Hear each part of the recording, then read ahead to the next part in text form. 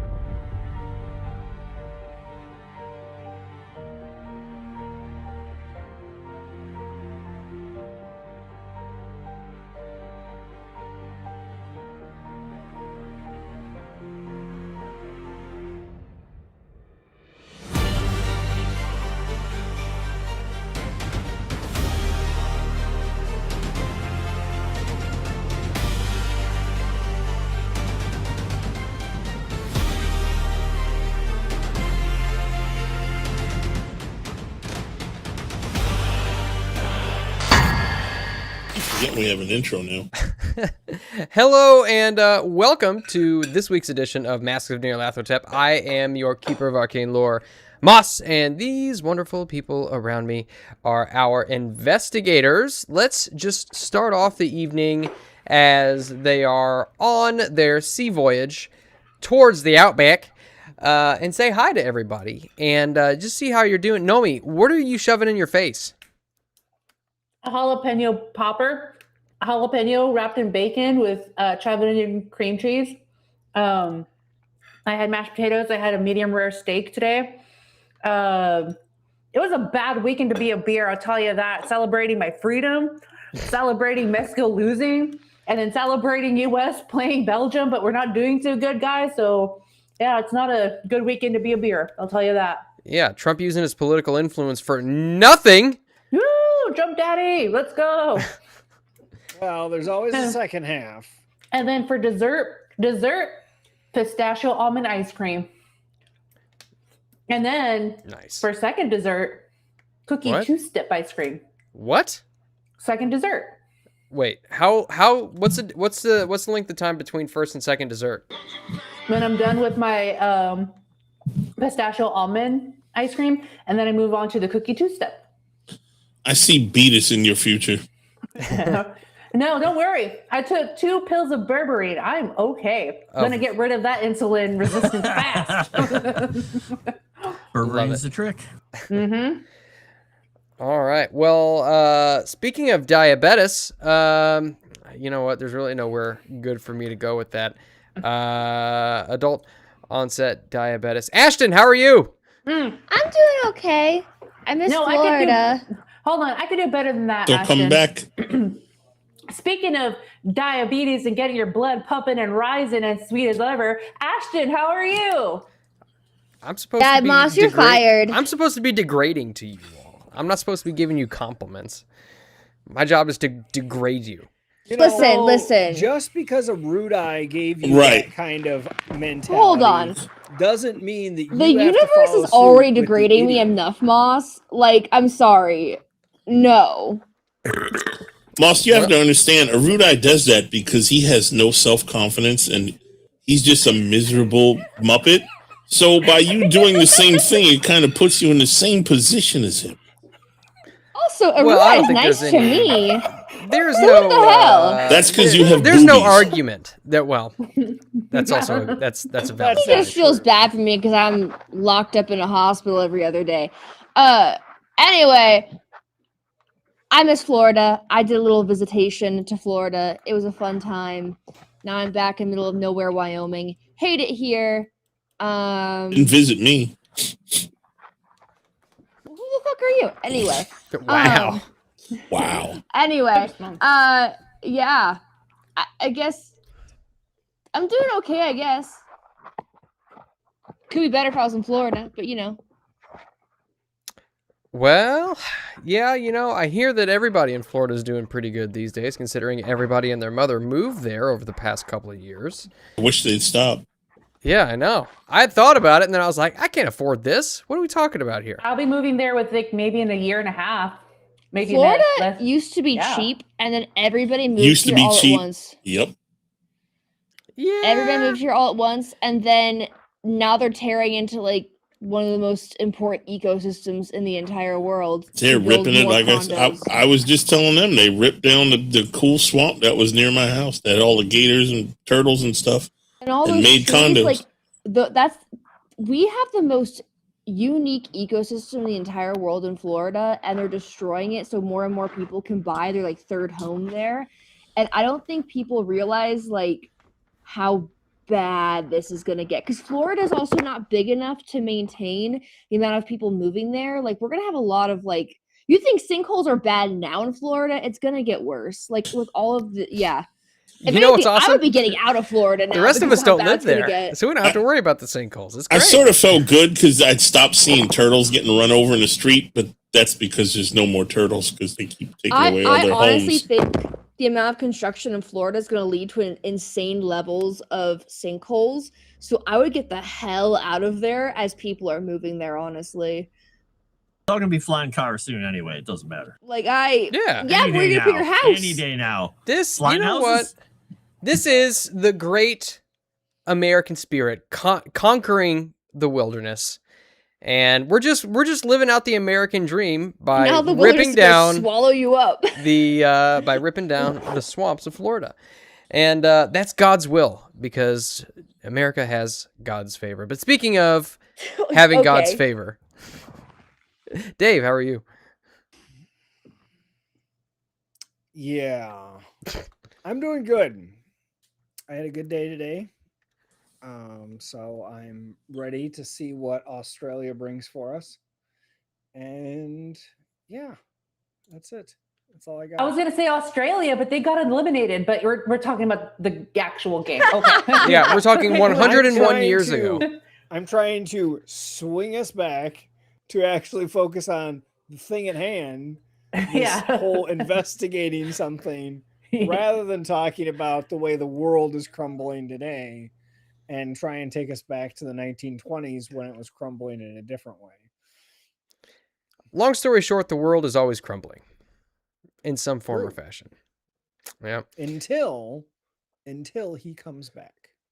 it's true. It's true. I But never left. speaking of someone Oh. who's constantly crumbling and falling away, Frost, how are you? Yeah, things fall apart. And I can't believe that people actually have second desserts. I don't even have first desserts ever. Word.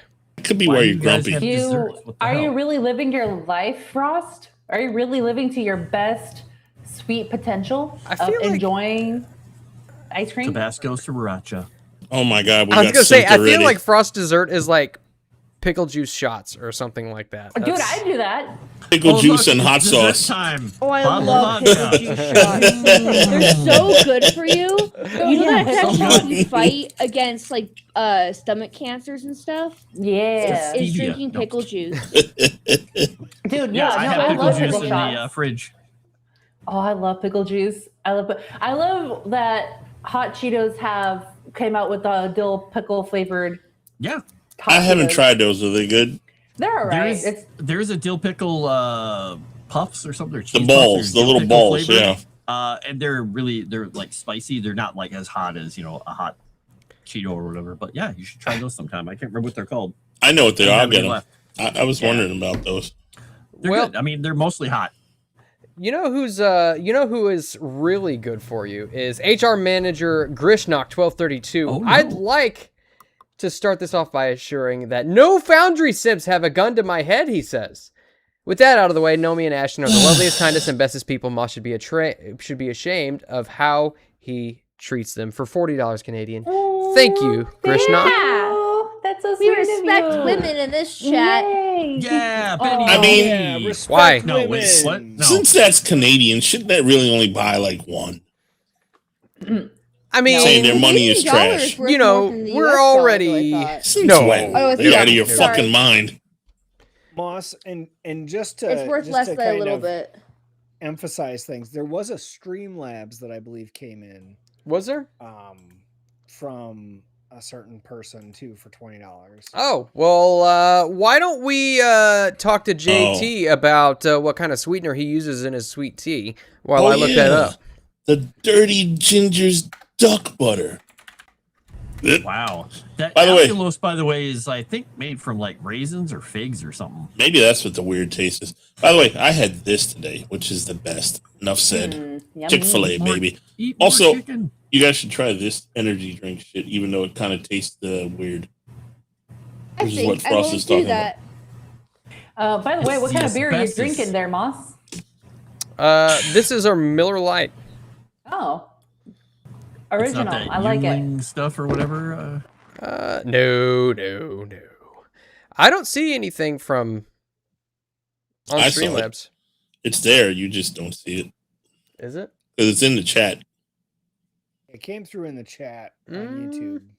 I was able to get access to Yet the you still can't Streamlabs, find and it's not showing up on here. So You don't see the where- Dirty Ginger's duck butter in there? I don't even see it in the chat. Where did it come through in chat? It's Oh, right you above know? the other one. Well, two above. Oh, it's there it is. 8:16. Dirty Ginger's. Yeah, it's not showing up, man. We'll give it a few minutes and see if it shows up. Somebody show Moss how to do things. I am looking at the page. I can see I HR manager Grishnox.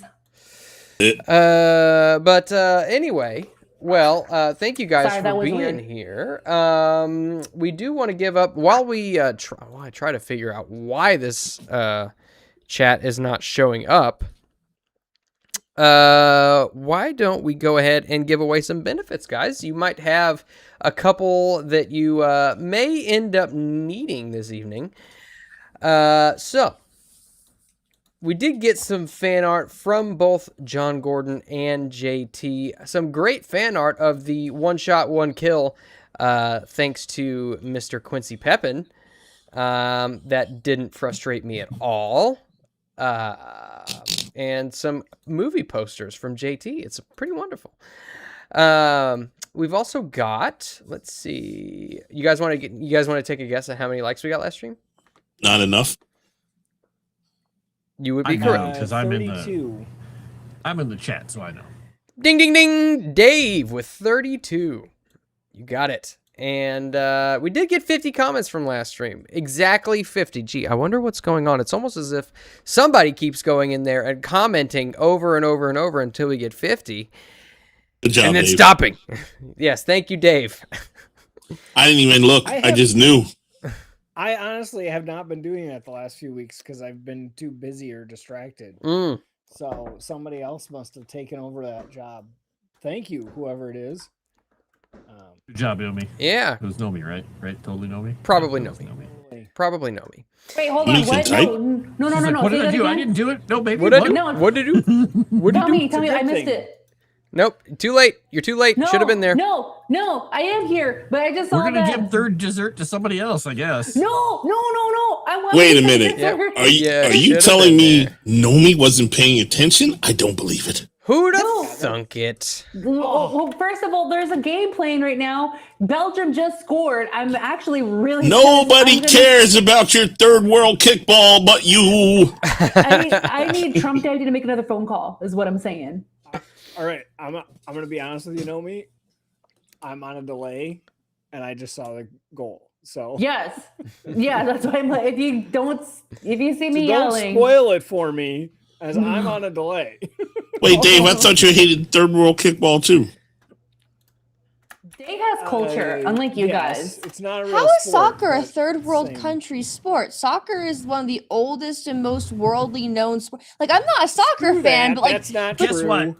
but It to, is but, because but to other call it a companies have third no world sense of sport. self other than following soccer, and there's nothing good in their countries except playing soccer and their soccer teams. Well, they have nothing to root for, so they root for Hold it. on, I'm hold just on. saying. But then What he explain said. why all of these Western countries like soccer. Like, I'm not a soccer fan, but to call it a third world kickball is crazy work. Yeah, it is crazy. I love Like it. this Crazy game has- accurate. That's cricket. See, mean, I- But then why is enjoy- France? Why is England? Why do they all play? Dude. Have They're not you third seen world France? countries. I was gonna say, yeah, it's Couldn't pretty be more too third good world right than now, France. baby. It's woo. They don't even have deodorant. 10 years, Wow. 16 years ago, it was all white men. Now it's all black dudes. They're all from the South. Hey, you guys were picking on us for not putting all from the antiperspirant in South. certain areas. Those Yeah. guys don't even Yeah, use they it, don't even so- use Southern it. Europe. Yeah, you can call it from the Southern Europe. Dave. Oh, dear. They're from the South from Wow. somewhere. Where's Is this that Mason conversation Dixon line even over there? going? No clue. I don't know. We're talking No about benefits. I clue. don't know. Yeah, but speaking of benefits, bringing it full circle back, you guys each get 2 bonus dice. Yay! So congratulations. Use them wisely if you would. And don't mind me because I am totally prepared and putting things together as Great havoc. we Trafficking speak. is one of the world's oldest sports, way older than soccer. True. It's true. Yeah, that's the oldest sport. Let's be honest. Trafficking, slavery, boating, all kinds of older sports. I don't even want to hear. I don't even want to think about what Lynn said. What Lynn say? It's the second game Scotland created involving feet and balls. Isn't wrestling technically the oldest sport? Genius. I don't know, but I know my people created most of the sports. I'm pretty so, you know. sure, wouldn't I'd say running be running the from oldest tigers. sport? Yeah. I mean, Racing. I guess that's maybe not a sport. That's just survival. But still, I mean, kind of. You bet on your friends, see which one of them gets out of the tiger's way quicker. Remember, you don't have to run faster than the tiger. You need to run faster than the other person running from the tiger. And Chrysanth's got you in the Moonskull showrunner. Hey, there we go. The Dirty Ginger's Duck Butter for $20. Nomi, I understand that you are quite the foodie. Is that right? We have a wonderful new ingredient for you to incorporate in your cooking, and we have extra virgin ginger duck. Oh, it says dick butter, but I'm pretty sure it's supposed to be duck butter. Oh god. Ask Moss for our contact info. God. Benefit to Chef Nomi. So is it? Never mind. I'm not gonna say it. I decided to keep myself away from saying that, but I appreciate that. I like gingery things. I might put a little lemon in it because I'm a sucker for ginger lemon things. Thanks. Can't wait to guzzle down that sauce. Well then, Could you have made that any was- worse? I don't That was think really a way to put it. you really could not have made that any worse. Trust me, the other thing I was going to say was way worse. Something Yep. tells me it'd be kind of along the same lines. Guzzling sauce. Well, You know what? he You know was what going to it work is? trafficking When into Moss- it. So you know what? You know what I'm Moving gonna guzzle down? right along No, away from duck no. sauce. You know, I'm going to guzzle down my ice cream. Okay. Well, you know what? Moving on. Good lord. Done with that. Who wants to give us a recap of last episode? I do. If you want me. Do it. Please. Okay, cool. Yay. Okay. All right. So last week, we had oh my gosh. We explored the island. We found the building there. We were looking around the exterior, and then also the cultists. They were coming after us. I died. That was not fun. And then I got brought back to life, and then I have to question everything. But we were in hostile territory from the cultists, and we were dealing with a lot of threats, and we had been chased. Oh gosh, dang it. I had a list and I forgot in my memory because, okay, thank you, Dave. Thank you for giving me the push that I need. zoomed in, JT. Oh, come on, cat. Go away. But we made it to Australia. There. That was very butchered. There was some But gunfire. in the There was woods. gunfire, yes. Does anybody have anything to add to that? Quincy, you raised your finger. No, I thought that was perfect. Yeah. Let it stand. Totally excellent recap. Nothing else needed to be said. Nothing else needed to be said about somebody sniping somebody. Nothing else needed to be said about somebody trying to kill a dragon. Nope. Get up, No boy. worries there. Oh, that's right. I killed another dragon, didn't I? Mm-hmm. And driving really fast away in a car. Nope. Nothing like that. Just Daphne almost died in the woods. about And we escaped cultists. And we're on our way to Australia. That's it. I almost died totally. again. Mhm. You did die. All right. I did die. Okay. And Jolly Gord got good. your back. Jolly good. Well, I'll tell you what, Nomi, you tried, so go ahead and take a bonus die. Speaking of bonus dice, how much total did the rest of us get? 2. Two. We got 2. You got 2. And why don't we go ahead and see who gets to restore a little bit of luck? Let me get us shifted over into our little dice tray screen here. Cuckoo, ka-choo. Oh, fuck off. No, you.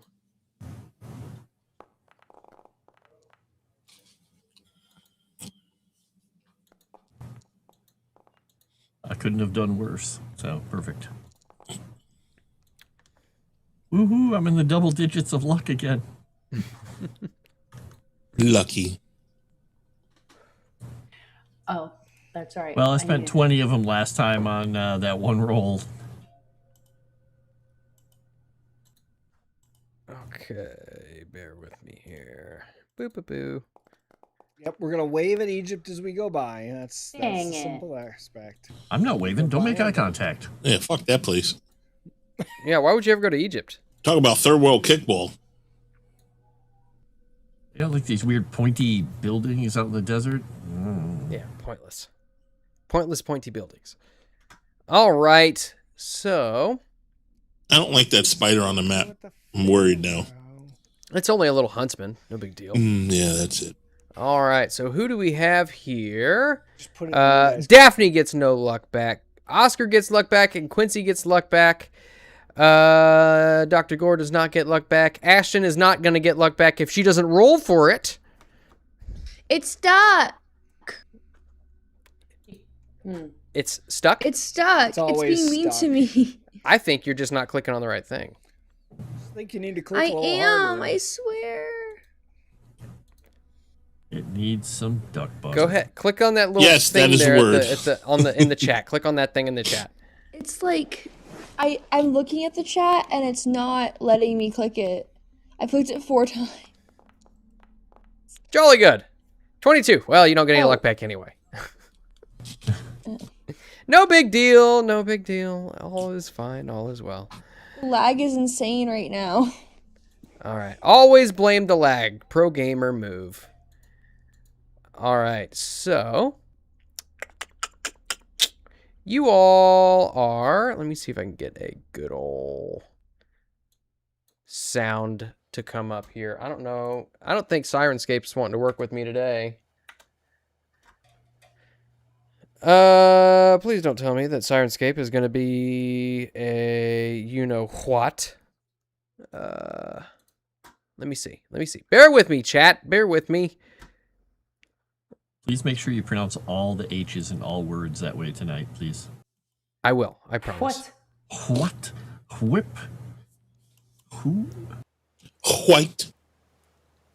And then do it in an Australian accent on top of that. Yeah. What? All right.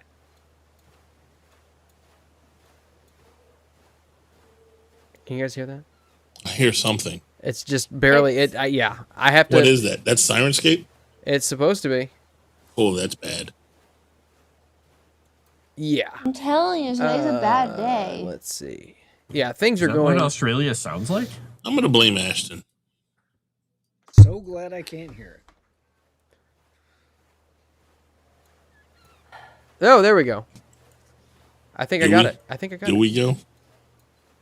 I think maybe not. Sounds low to me. Sounds the same as before.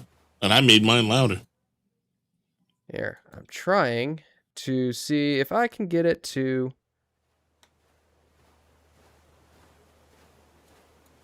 Yeah, it's really not changing at all. Okay, well, lovely. So, Ooh. you guys are in the middle of the Indian Ocean, making your way towards Australia. I know that you guys had some opportunities to do some reading of your occult tomes. You could do some of you did some learning of Arabic, I believe. Is that right? Yes. Meanwhile, it's basically just English and Australian people of high society, along with kind of the lower-born laborers who kind of sleep below decks that inhabit this ship for the long trek across the ocean. It goes relatively uneventfully. Is there anything else, any other flavor, or anything that you want, anything else that you all might want to try to achieve while you are on the ship? Oscar's gonna mingle with the how-to-do, the fancy folk. The Because why not? Do a little bit of shuffleboard, play a little bridge, shoot a little skeet off the back of the deck. You know, all the things that the fancy people do. Yeah, I love it. I love it. Shoot skeet off the back of the deck? Yeah, of course. Yeah. On the back of the ship, you see just this. You see this clay bird launcher that's just kind of bolted to the upper deck, along with a steel cage just full of shotguns and ammunition. You see, it's got like 4 shotguns in there, enough for a small team if they would like to play. And you come across a couple of good highfalutin Aussies while you're up there. None of them really have anything to say. They're just posh and probably have a distasteful manner about them, kind of looking down their nose at all of your friends. But you, Oscar, you notice that, some of them feel like they might be able to get a little bit out of you. You know, potential business partner, hedge fund investor, that kind of thing. Eligible daughter. Yeah. So one of them kind of comes up next to you, and he kind of elbows you in the shoulder and he says, "Oh, you're heading out to the Northern Territory to bag yourself a nice Aborigine, eh? I got a couple of buddies who did the same thing." More like looking for cultists. Right. He just gives him a wink. Right. Pull! Boom! Totally misses the skeet. That's a good one. So, what kind of cultists are down in Australia that you're looking The worst for? kind. The worst The worst kind. kind. Eh? Yep. I'm sure. Yeah. They worship a sandbat. A sandbat. You don't say. Mm-hmm. What, you gonna take all their little statues and sell them off to all the where are you from? New York. New York? I've got a guy. What, you got a bunch of museums in New York you're trying to beg some statues for? A personal collection.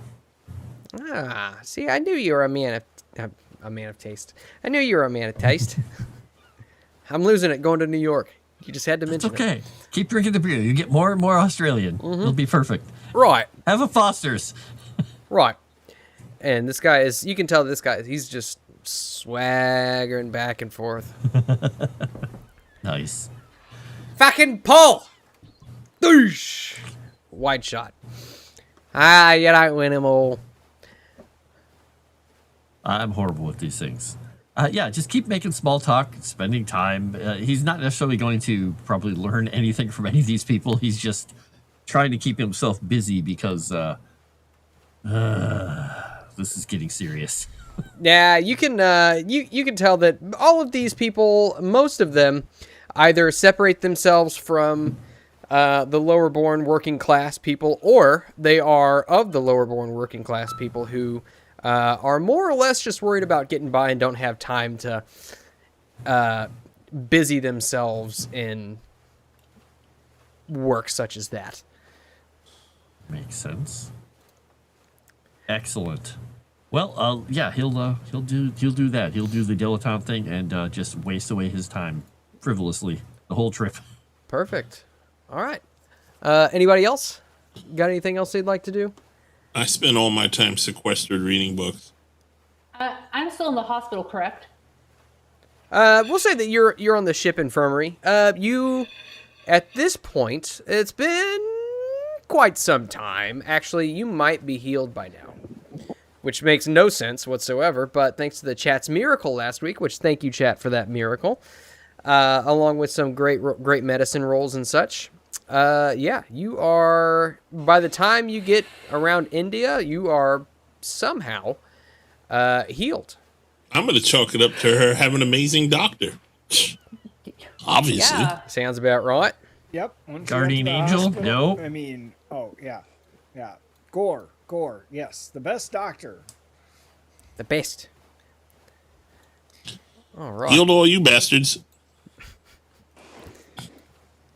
Do I have any ailments or anything, or anything, or am I just like, am I 100%? What am I? You're at 100%. Every once in a while, if you go outside on the deck, try to take a deep breath of the sea air, you smell the salt and the ocean water and everything. And if you take too deep a breath, you get a sharp pain in your lung, Okay. where you can feel where the rib pierced through it previously. But other than that, you don't really have any sort of physical impediments or anything like that. You were just squished a little bit. Cool. All right. I like being squished a little bit. I'm sure you do. And so, after a while of Uncomfortable. unknown nautical miles at sea, you all eventually begin to see a sprawling metropolis in the distance. Home to over 900,000 Australians. You see Sydney and its large harbor with all of its different steamer ships just moving to and fro, fisher boats coming in with the day's catch, and all kinds of factory work being done on the skyline, the black smoke of industry just rising up in the air, be able to be seen for miles and miles around. As you all pull into port, you all are able to disembark. I would have everybody right quick give me a luck roll. I'm not good at those, so Let's see if I actually. 12 hours later. yes. I It's fumbled. I being love so it. laggy. Ooh, that was a you good guys, one. I'm sorry. It's okay. Holy shit, I I'm hate amazing. Wyoming. It's okay. I fumbled, so I'll take the spotlight off you. Okay. Why are you copying me there, Gladys Butts? Okay. Let me. I'm gonna take a look at something. Got right the same quick. fucking roll. Number. So bear. She had 72 with luck. me. Yeah, I did it with 29. Beep, beep, beep, beep, I'm beep. amazing.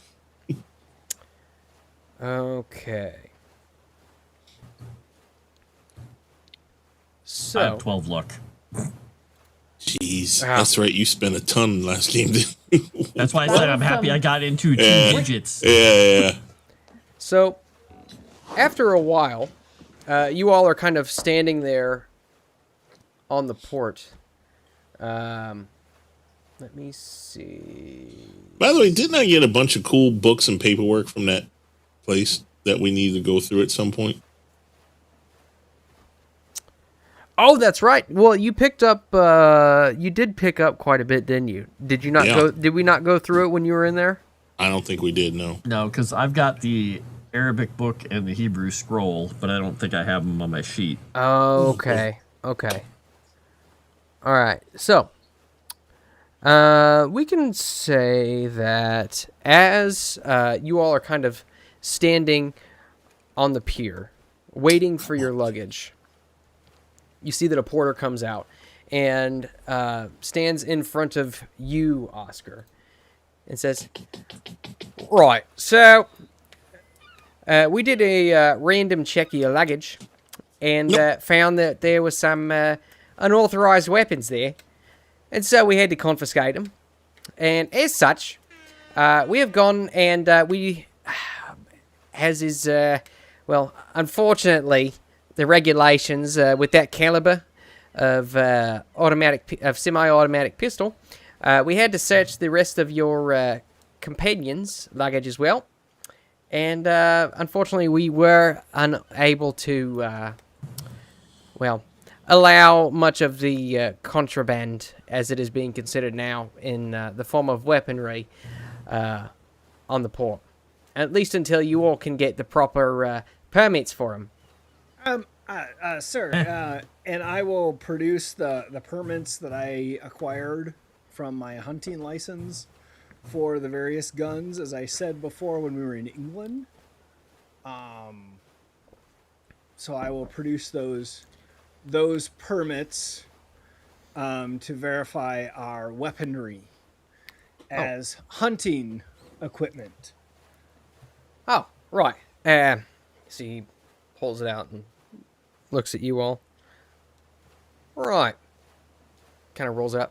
Wait here. And he scurries off into what looks to be an outbuilding where, from which the rest of your luggage is currently being brought. After a while, a bit of a much smaller guy comes out. He says, "All right, you can come right this way. We'll get your stuff back to you." All right, thank you. And you all are able to get your weapons back, except thanks to that fumble, because a fumble has to be punished. Unfortunately, Mr. Nash, it seems as though your pistol has been misplaced. Well, I'm sure I can find something when we go out hunting for later. That's totally fine. He's gonna pass him.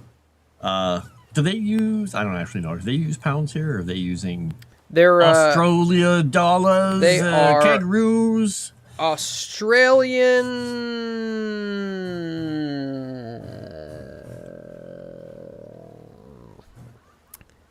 I just saw a reference to him. I think they're just Australian dollars. Okay, just give him, a couple of them. Say you're just doing your job. That's totally fine. And he's going to look around at the group and just say, "So, we're here." When I walked Take a big away, sniff. it sounded like you were going to take our guns away. And then I came back, and I was getting ready to go off on this penal colony full of backwards British people. And then you said we got to keep them, so I refrained. Well, thanks to Mr. Pepin's quick work in producing the permits, which I'd completely forgotten that you all had. That's right. Nice. Well done. Yep. Well done. Okay, so now I'm fixated. I need to figure out I need to figure out what kind of money they use. I'm pretty sure it's dollars, but let me see. By the way, can you take all this craziness off me, or whichever ones you can? Because I'm still got crazy on me from last I time. think. Zooming in. Oh, and there goes the zoom in again for God knows why. It's zooming in on the chicken fillet, I think, or the. But why? I have it turned off. It's not supposed to do There's an that. eye. It's got chicken tracker on. No, it is I have all It that is shit Australian in there. pounds. It's Australian pounds. Australian pounds. Okay. The Simpsons taught me that Australia has dollary dues. I like it. I give Thank him a you, dollar Havoc. do or two. A dollary do yeah. or two. And then just say, well, to the hotel. I have no idea what place we booked, but we booked a nice place, or we booked a whatever place they can afford, we and I got a room arranged- at the same place. We'll call it Yeah, we the. arranged everything with what's his name back in New York to get us. Yeah, as you we got. came here. You all got a And- room at a wonderful hotel right near the port called the Victorian. I believe we arranged Nice. a car as well. All right. We'll say that you're able to make the proper contacts and the car is delivered to you, or delivered to the hotel.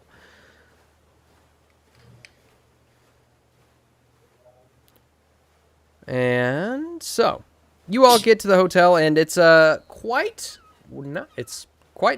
Nice polished stone floors.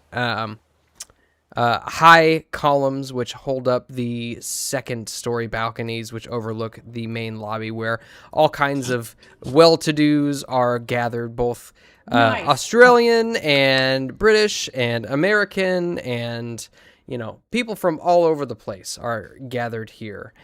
And you are given keys and shown to your rooms. Nice. And the first thing Oscar does and is totally disappointed by is when he goes and flushes the toilet. The water goes down the same direction, and he realizes his grandfather lied to him, and that it doesn't go in the opposite direction down here, but he chuckles at it anyway. Your grandfather lie? Never. I'm starting to understand a pattern here. All right. He told By me you the- could walk around with guns in the streets here. By the way, Moss, I'm not going to bother you with this now, but for future reference or when we get a chance, if any of those books seem more interesting and more easy to discern on the way here, I probably would have read those. But since we don't know what they are yet, I'll wait until we figure that out. Yes. So I don't remember if I told you in game or not what those books are for, or what the purpose or what the function of those, I should say, is. Well, some of those sounded like they might have had some good information in them, so. But yes. we waited, so I didn't bother. Mm-hmm. So you find you do have a tome written in Arabic entitled Ogniat Min al Jinn.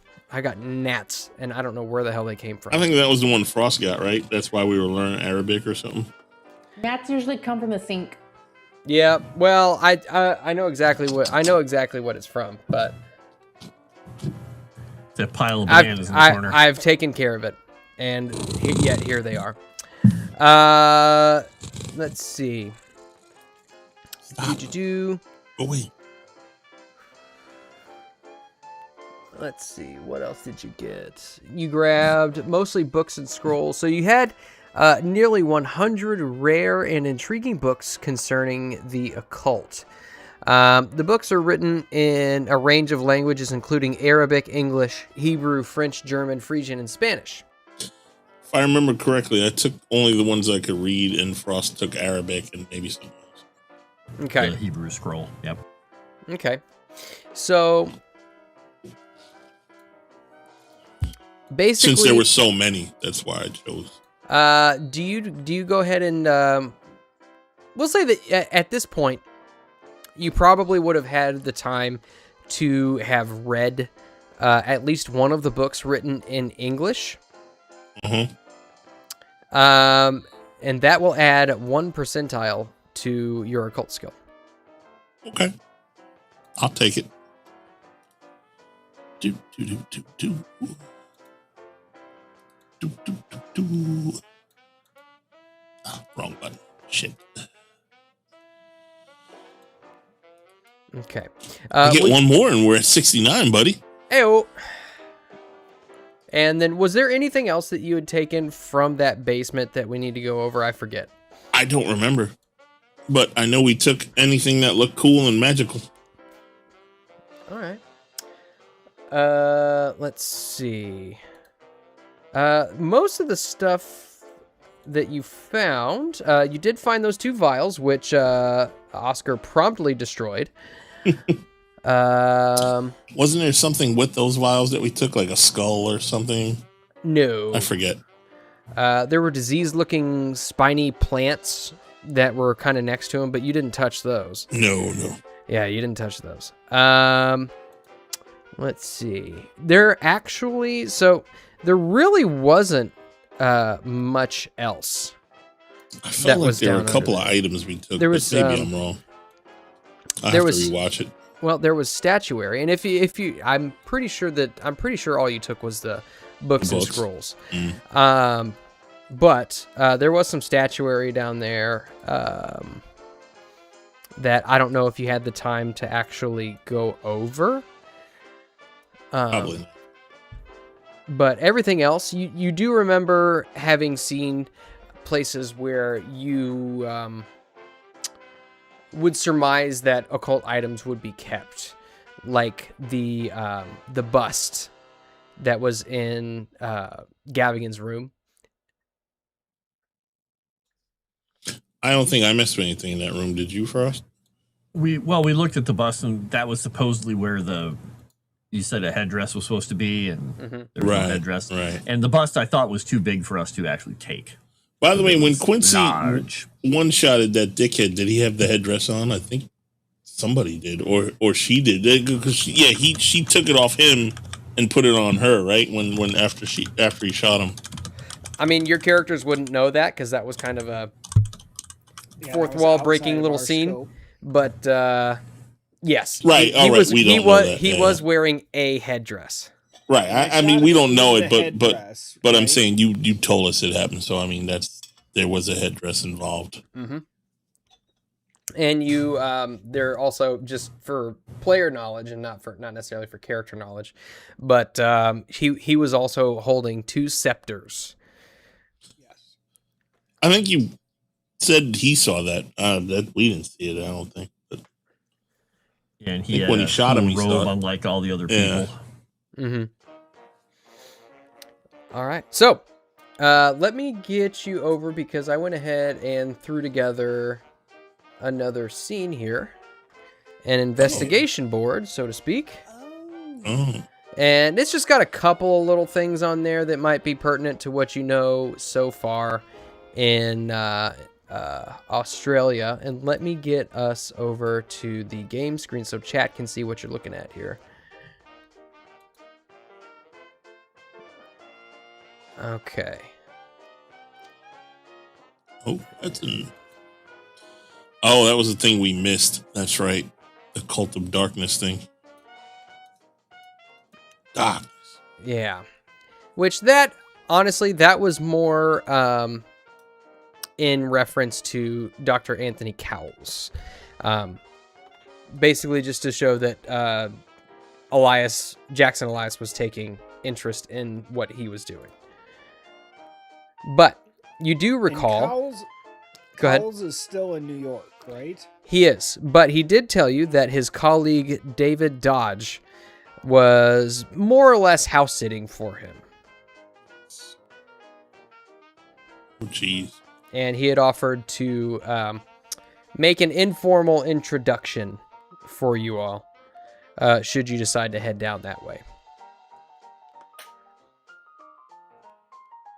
And that's down where? That is, I don't know if I told you, but we'll say that he would have given you the address. He lives at,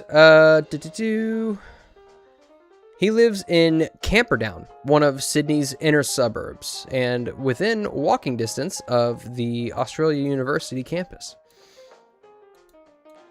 Got it. So it's nowhere near Darwin, Australia. Nope. Okay. In fact, just so you guys know, I'll pull this up too, so that way you can get a good idea of what all you're working with here. Let's see, Australia. Let's say you can find a map somewhere on a stand or with the concierge at the hotel of Australia. And so you can see right now you are in Sydney in New South Wales. And you can see that Darwin is way up north. Oh, shit. Yeah. And so you would guess, and I mean, I'm sure that, I don't know, has Quincy been here before to Australia? Yeah, probably.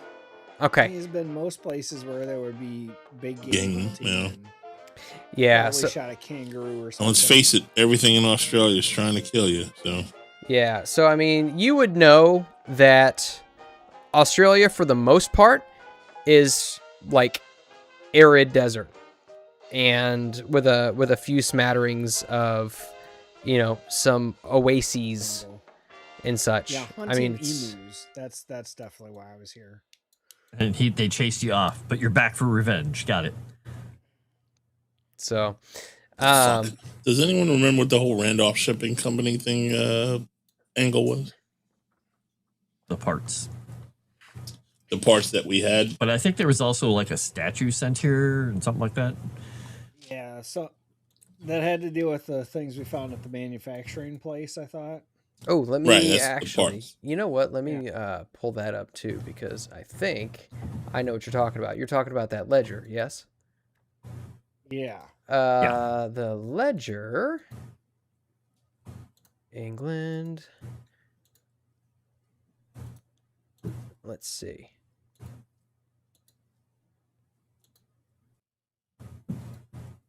So, the ledger shows fabricated materials and parts, prototypes to the Pale Viper, care of Hofeng, import and export in Shanghai.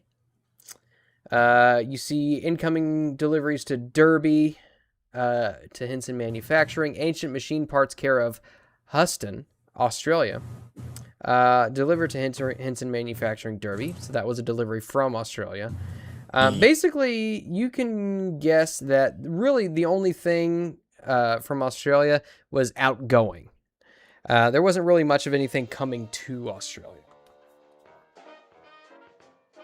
So they were probably found here, or they found them here and had them shipped back, whatever these things.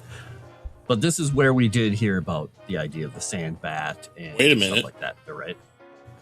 Yes. This one says 24-inch something Father of Serpents solid gold to Houston Randolph Shipping Company in Darwin, Australia. Yeah, that was the thing I said about a statue or something, and I was like, I don't know if it's important, but Let me see. Well, the Father of Serpents might be important because that's the thing who fought the bats, or was that the bat itself? Because it said something about serpent with wings, bat wings. you're way too occult. I think let's talk real here now for a second. Oh, And now you sound like that crazy, Houston, that crazy guy. Randolph Shipping Who Company. was it? Jimmy. Yeah, you're right. I apologize. Yep, Yeah, I didn't watch see out that for part. Jimmy. Yep. So there was some incoming statuary that was coming to Australia. You're right. Yeah. Could be important. Could be. And it's in Darwin, where we need to go anyway, right? Eventually. But so this guy that we were talking about that you said David Dodge was house sitting, he's house sitting for the Cowles. the professor, right? Professor Cowles? Yeah. Okay. Correct. Yeah. And And he that's had in Sydney, so that would be the closest one. It's in the suburb, but yeah. Yeah, he had mentioned something about a journal. What years were the Emu Wars? Did that happen yet, or does that happen way later? Ooh, that's a good question. Yeah, it'll tell us later. 1932. Oh, okay, that's before our time, or after our time, rather. So what we should do while we're here is make sure as many emus get born as possible. To make sure Oh that no, happens. he changed his name, or he has a brother. Brother, cousin. All right, I went ahead and added that ledger to the investigation. Thunder board from there, if down you can see under, it. butter. Black Mamba. Yeah. Kobe Bryant. Okay. So, what would you all like to do?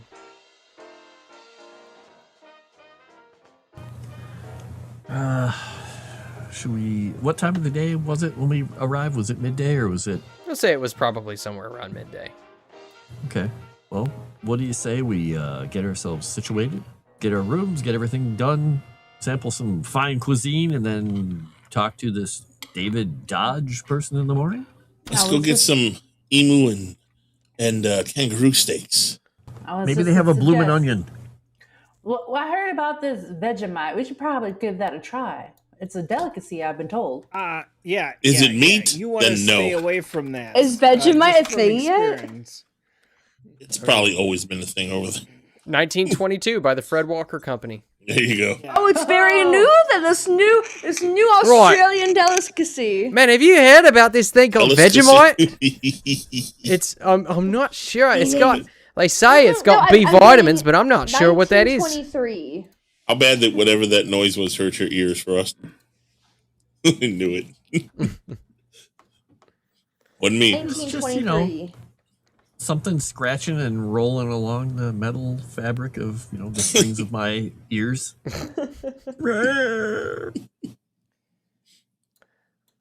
All right. So, Man. you go out and is Vegemite what you're looking for? Oh God, damn it, Havoc. Well, if Vegemite it's equals served as Ooh. an hors d'oeuvre, I'm willing to try it. Do we have a thing for this game? I don't remember. What? A bingo card? Yes. Yeah, where is it? Why isn't it linked in the pin comment? Oh, I'm in the wrong place. That's why. Never mind. Don't worry, I'm sure Lynn's got her bingo card Ignore all set me. up. I'm not sure if we need to go find Vegemite. That stuff. I think we It's not could that just go bad. find steak. We could, but And Grandpa, just- got me to try it when I was little. Like just little, like invented, 2 years ago. 2 years ago. Because he made him try it. He thinks everything that happened a couple of years is old when he was little. And it tastes like you spread beef paste on a piece of toast. Really salty stuff. Tastes like beer. Huh? Okay. Sure. I mean, I don't know that I want to make a meal out of it, but I guess we could try You it. just ask the cooks if they have some. It's not a big deal. Did you buy anything expensive yet, like a room or anything? Who? We're talking about 2 houses. We have rooms. Yes, but did you get an expensive room? Oh, I got a nice room because you guys went through. Okay. What's his name? That's fine. He's just trying to get his Calvino. bingo card set up. Did I argue with Yeah. Ashton yet? I don't remember. He has he has whatever the nicest room they would give him in the place. I'll file that under expensive.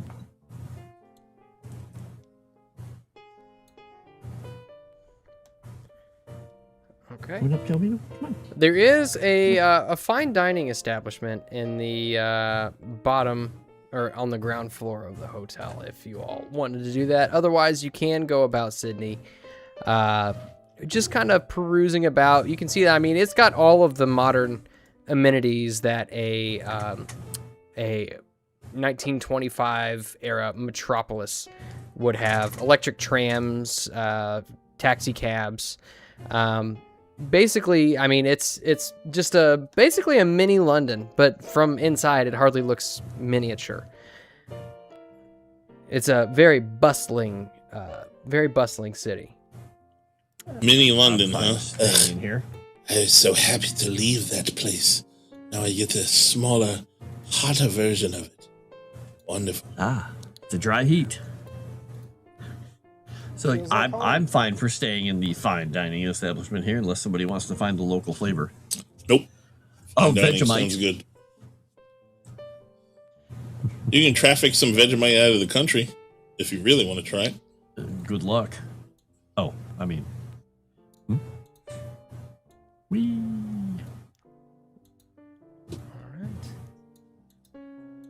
And so you all get a good bite to eat downstairs. Eventually, you begin to make your way back up. Nothing crazy happens. It's very good, very fine dining. But as you pass by in the lobby of the hotel, a young woman sitting behind a desk in just a little hat and a nice dark uniform, kind of very modest dress, addresses you all. It says, "Oi, what brings you all to Sydney? Looking to see the sights?" Oh, you people are so nosy. Yes.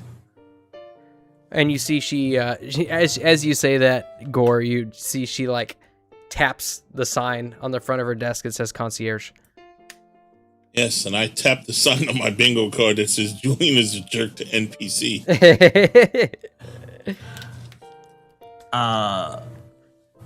He's just gonna say, ignore him. He doesn't like traveling. Yeah, just we're here to see the sights, meet a few friends, see what your wonderful country has to offer. And, Right. Maybe we can she go wants on a Vegemite. safari. Do you have any arrangements for safaris that maybe like cross country or continent, if you will, that might take us up towards Derby or Darwin or what's the other city on the west coast? You mean pull that map back up? No, I'm really just Oh. saying that. I don't want to know that city. I'm just identifying maybe another city over there on the west coast. All right. Well, if you're looking for path, your best bet would be the railroads going around. That most of the railroads just kind of skirt around the edge of Australia. Otherwise, you could take a steamer ship. If you've got the scratch for it, you could arrange a flight. But the planes that are available at this point are pretty small. Nothing so commercial as you might find in, say, America or England. Oh, Could be fun. Take a little Would be puddle jumper interesting. around. Would any sort of safari arrangements to maybe go see some different wildlife, or maybe even hunt some different wildlife? Do you know any good Well, as far as I know, a lot of that stuff is up. Those guided things are mostly around the Northern Territories or in Western Australia. okay, all right. Anything around here is, and I'm not aware of anything necessarily. I'm more concerned with the sights and sounds of Sydney. Yeah. You know, I have a feeling that we're not going to find much in Sydney, to be honest, since it's a metropolis. Well, maybe they could point us to a library. Oh, you're looking for a library, eh? Yeah. Well, you could. Library's always a good place to start. You could go to the state library, although you might need a bit of a reference. I don't know if you know anything there, any academics or anything, but I'm Professor sure. Cowles and his associates, so maybe. You see, she nods, and you can tell that she has no idea who you're talking about. She says, "Right. Well, I'm sure Mr. Cowles will be more than happy to give you a reference to get in there, but they have all sorts of great references and sources for all kinds of knowledge you might be seeking. You could also you could also look at the National Art Gallery or at the Australia Museum if you're looking for more of an academic nature." Museum, you say? Those all sound like fun places to go see. Yeah. Yeah, you can Oscar, find. You're always interested in the museum. Yeah, Of course I am. you can find the Australia Museum at College and William Street, and then you can find the art gallery and the State Library at Shakespeare Place. I have a question for you. Do you have a local map of the street so that if we drive ourselves that we won't get lost? I do, and she hands you in a map, which I do not have. I have one question for you. What is it that caused you people to speak so strange? Strangely, well, Yeah, they speak by my like dogs. estimation, Rusty just kind of pipes up. By my estimation, you all are the ones speaking strange. Oh, no. You clearly speak a dialect of English from, say, London, but you have a strange inflection in it that you all seem to have adopted here. It's very strange. Well, I've been speaking like Did this you my not whole life. notice- Did you not notice when you were in London how even different people from different parts of London and different parts of England sounded different? I mean, Yes, but this is a just really, another- really strange one. Right, have you heard Oh, someone man, the from Welsh Manchester? versus- Oh, right, I'm from Manchester. You know, they all I kind of didn't sound like that. I didn't say they didn't talk funny, but it's there's a different kind of twang to it. What started that? What do you think about this, Daphne? You're muted. Ooh, I get to put that on my card. Muted. Realized that I was on mute. Appreciate it. Well, I like to. I wanted her to say get her that- accent out. Well, I will say their accent's quite unique, and I must say, it's making me weak in the knees. Really now? Well, I'd say yours is quite charming too. Well, you see, I'm from the South, and us Southern women have what you would call class versus the other mongrels I tend to run with. Right. I don't think you're as far south as I am. Oh, that for I don't doubt that for one bit. You as south as can get. Right. But y'all, the only thing Except the ice wall. I was just to say the only thing that you're lacking is some sweet Georgia peach tea. Oh, I knew that was coming. Wait. A sweet Georgia peach taste. Mm-hmm. I'm as sweet as Georgia peach. You got a but Georgia we- peach I can taste? Oh, jeez. This is. Whoa! Whoa! Wait a minute, we're talking to a woman, right? Yeah.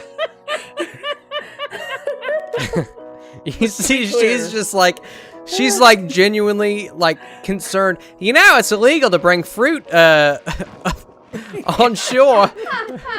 Oh. Well, I know, sugar pie. That's why they remain in Georgia, where I'm from. Right. All right.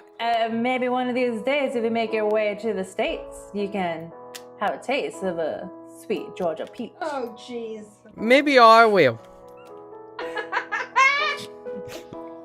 I would like to roll to see if I'm disgusted enough to throw up or not throw up. Roll a Constitution. All right, and I will use a bonus die with that because reasons. That's just a beautiful conversation between a middle-aged woman and a young, hot, attractive. And an extreme success. to boot. You burp a little bit and you can taste it coming up, but you're able to hold it back. Ashton, have you burped yet? I have not. I'm not letting you in. I did earlier. Ah, you don't count. You're not on the Nobody card. did. Why don't you burp, Ashton? Damn you! I haven't had anything bubbly today to purposely not let you win bingo. Why won't you want me to win bingo, Ashton? I'm also We not want gonna Lynn to argue win either. bingo. But Lynn won last time. It's my turn. We Is it- always want the Greens to win. Does that count as an argument with Ashton, by the way? Sure, why not? Well, then that's bingo. Thank you. All right, carry on. Oh, thanks for helping me, Ashton. I appreciate it. Just for Take bingo. all. All right. I'm So, just not gonna talk to JT next time. he's Oh, you love me. Don't even. the concierge turns back to you, Oscar, since you were kind of heading it, and says, "Well, is there anything else you might need information about? Good restaurants, perhaps a picture show theater." Picture show would be very interesting, but also thinking about eating here. Oh, right. We do have the finest dining in Sydney here, right here at the Victoria. Excellent. But then, yeah, I'd like information on the picture shows. See what's out there. Yeah, you can, it's just down the street there. If you head down just a couple of blocks, you can find the New South Wales Cinema. All the finest films coming out of, what do you call it? Hollywood. Oh, did you say Hollywood? Did you know my friend here was an actor in Hollywood? Is that right? What have you been in? A few films. He's just mentioned off the Prisoner, the Big Bank Job, a few other things. They're mostly those little things that they show before movies, or movies that they'll never end up having here because he was an extra in all of them. Do you know Charlie Chaplin? Sadly, no. I walked past him once, though. I saw him. There was a movie down at the picture show called The Gold Rush. It was wonderful. That's a fabulous film. Well, we won't take up any more of your time and insult you any further. We're going to go find ourselves something to eat. Oh, right. All right. So you make your way and find something to eat. Save her from the party and go eat. I tip her $3 for helping me, even though she doesn't know how she helped me. She kind of looks at it and shoves it down into her dress. That's where all her bingo money goes. Many thanks. Anytime. All right. So, you guys go and you get something to eat somewhere. Well, I guess at the hotel there. Kangaroo steaks. We try everything, just get oysters and Emu steaks. shellfish and anything they have just so everybody can try whatever the heck they want. It's our first night here. Right. What's that? Is it Great Barrier Reef? Is that out by that's Australia, right? It's in the ocean.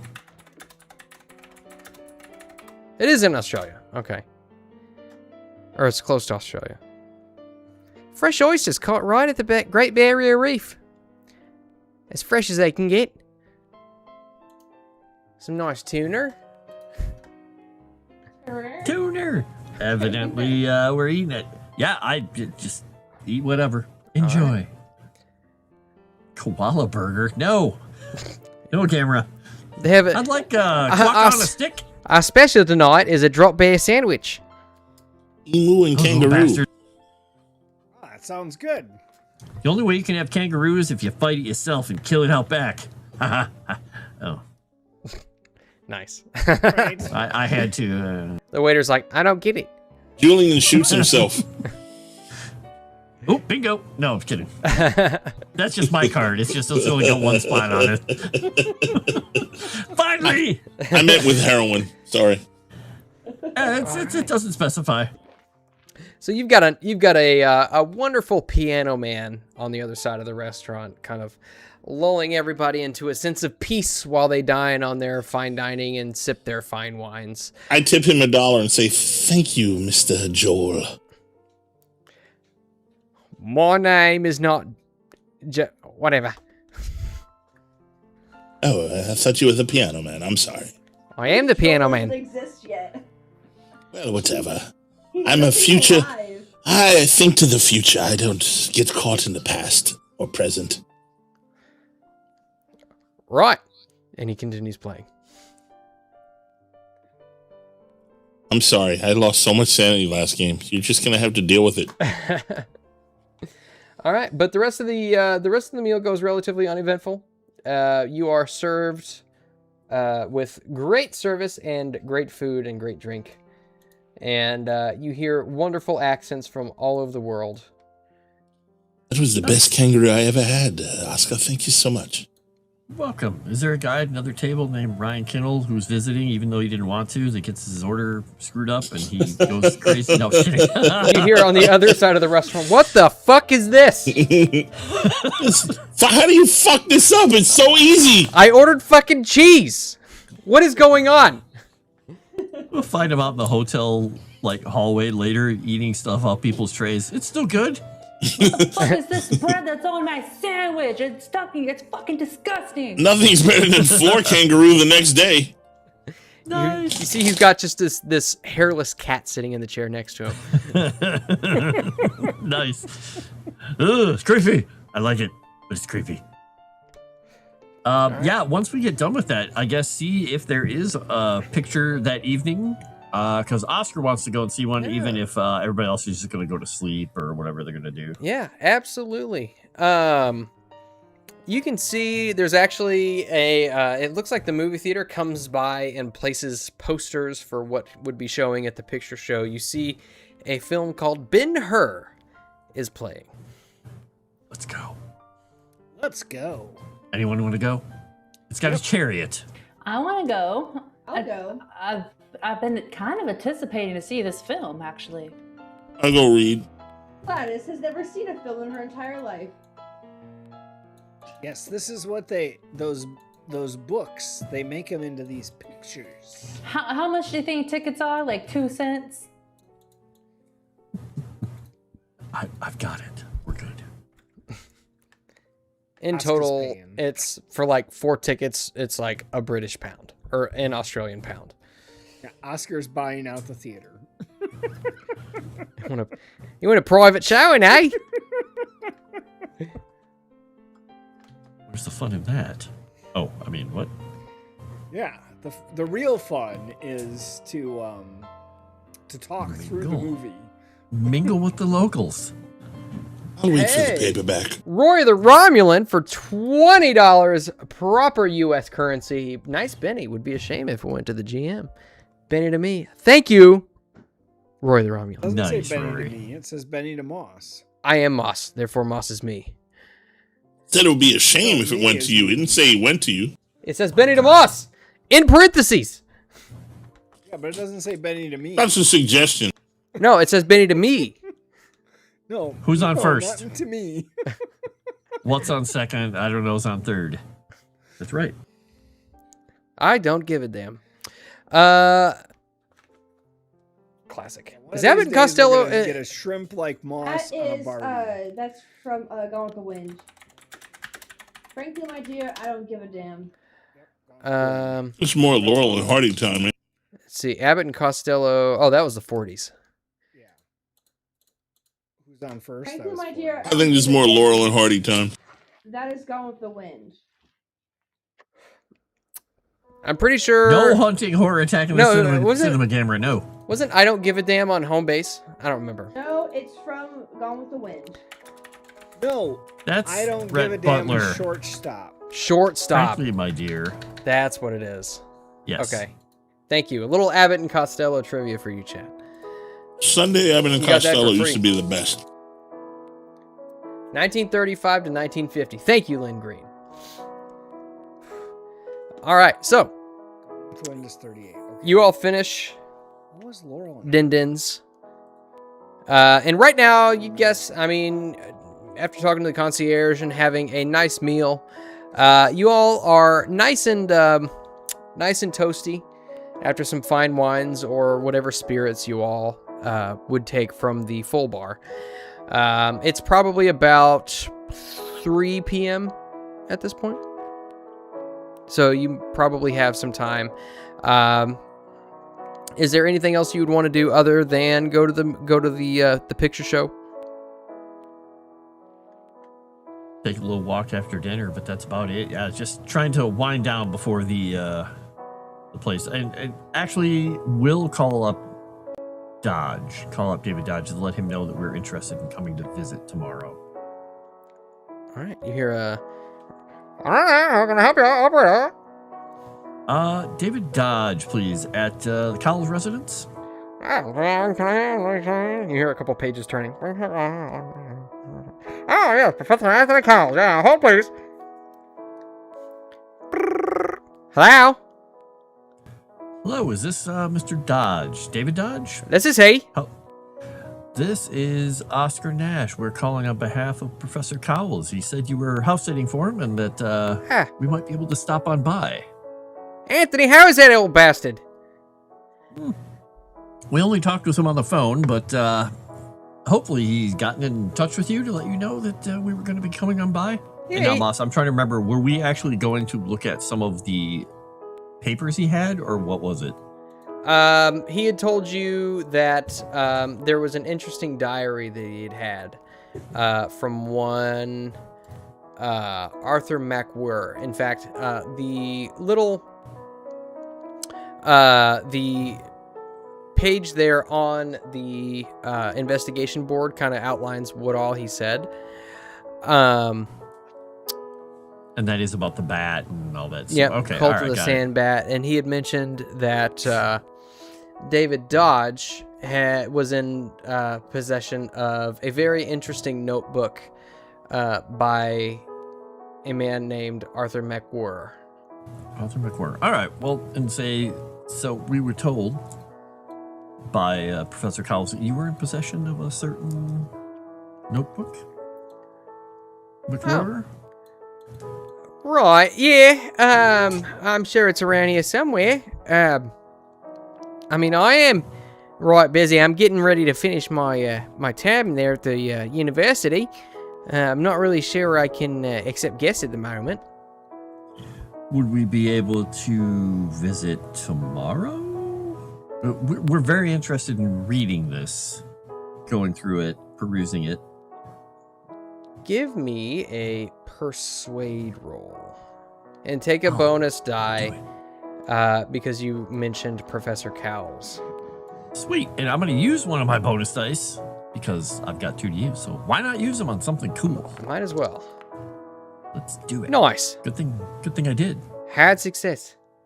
All right. Yeah, I suppose you can come on over. I'll see if I can dig out that diary, and you can give it a once over. That would be amazing. If there's anything we can do for you in exchange, let us know. If you can find a good bottle of whiskey, I'll take that. Done. Righto. So when we're out tonight, Oscar is going to buy a case of whiskey from somewhere. Oi, you're going to clean us out! But you're able to get a case of whiskey, no problem. You're going to have to drink the bitters. I'm sorry. Kangaroo piss, whatever it is, I don't know. All right. So you go out and get a case of whiskey. You see Ben-Hur, wonderful film, masterpiece of cinema, at least to the best of your knowledge, because some of you may not have seen a picture show before, Gladys. But is there anything else that you all would like to do for the rest of the night? Oscar has put forth a whole bunch of craziness. You guys, whatever. No. At some point, I should probably find out about getting a replacement weapon if I can, but I'm not too concerned with that. You're all armed. I would like to probably take a little nap after the picture show, because I'm still hard a little breathe, especially when I'm taking in deep breaths from the salt air. I do like Oscar's idea of getting new weapons, though, because we don't have weapons anymore. No, you do. The rest of you got him have back. It's just that weapons. Oscar lost his. Mine was lost in the shuffle. Somebody probably liked the pearl handles. Mm-hmm. You know, mother pearl, but, you know, still. After Daphne says she's having trouble, breathing and stuff, and he's like, oh, takes out his cigarette case, opens it up. These help. You know what? 9 out of 10 doctors recommend.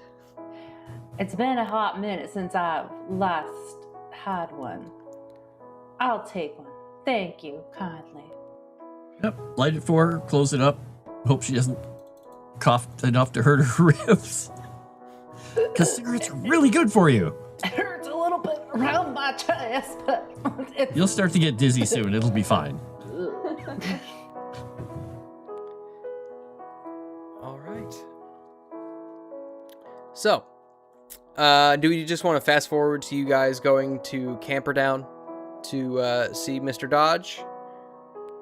Yeah, because we got a car of some sort sitting here. I guess we'll just make sure it's functioning in the morning and head to Camperdown with a case of whiskey for the young academic. All right. So, you all, let me see, is there a thing? There is not. So I'm gonna keep the same track playing because piano's good. So you all make your way to Dr. Cowles' home. In the distance, you can see the Australian University in the distance just down the street. You knock on the door, and eventually kind of a middle-aged man answers the door. You see he is well-kept, medium build, medium height, pretty average, but you see he does have a bit of a tan, very dark complected, especially for what would have been an Englishman, now an Aussie. And his forearms are quite freckled. You get a good look at him, and you see he's Definitely got quite a kind face. Grillo, he greets you all and says, "Oh, right. You must be Oscar. I talked to you on the phone yesterday." You did. He's holding the wooden case with the 12 bottles of whiskey or 9 bottles or whatever, and he's like, "I come bearing gifts."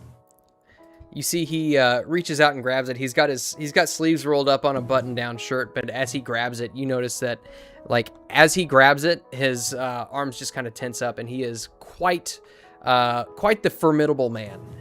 As he hoists this crate of whiskey and sets it down by the door. "Oh, you didn't have to do that. I just asked for a bottle." If something's worth doing, it's worth doing well. "Right. Well, I suppose that warrants a visit. Come on in." Thank you. I'd like to introduce you to everyone. Everyone. I'm And David Dodge. And as each one of you passes by, he just shakes your hand. "David Dodge. David Dodge. David Dodge." Quincy Pepper. Quincy Pepin, nice to meet you. Is Rusty with you, by the way? Absolutely. Oh, and who's this little bugger? That's Rusty. Oh, he's a good boy. Great He is. hunting dog. Look at him. Oh, I bet he could chase down a roof from, 100 yards. Look at him. Sniff him off from a mile away, eh? You can see as he just, rubbing his head aggressively. I like it. All right, so, come on in. I'm not used to entertaining guests, so I suppose I can show you to the study. There's a few seats around there. And he leads you through what would be considered a kind of a modest home.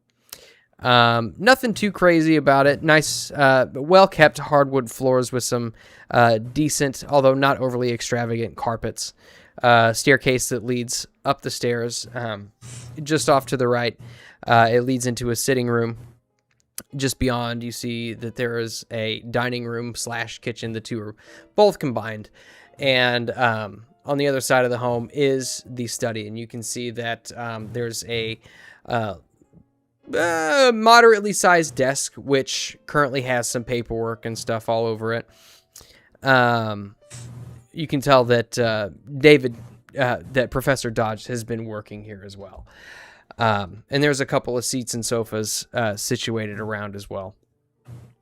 Okay. And he says, "So you came all the way here to look at a book?" And you see he just Look at that book. Yep. pops open That's one of them. pop open a bottle of whiskey and starts pouring a couple of fingers for each of you. Excellent.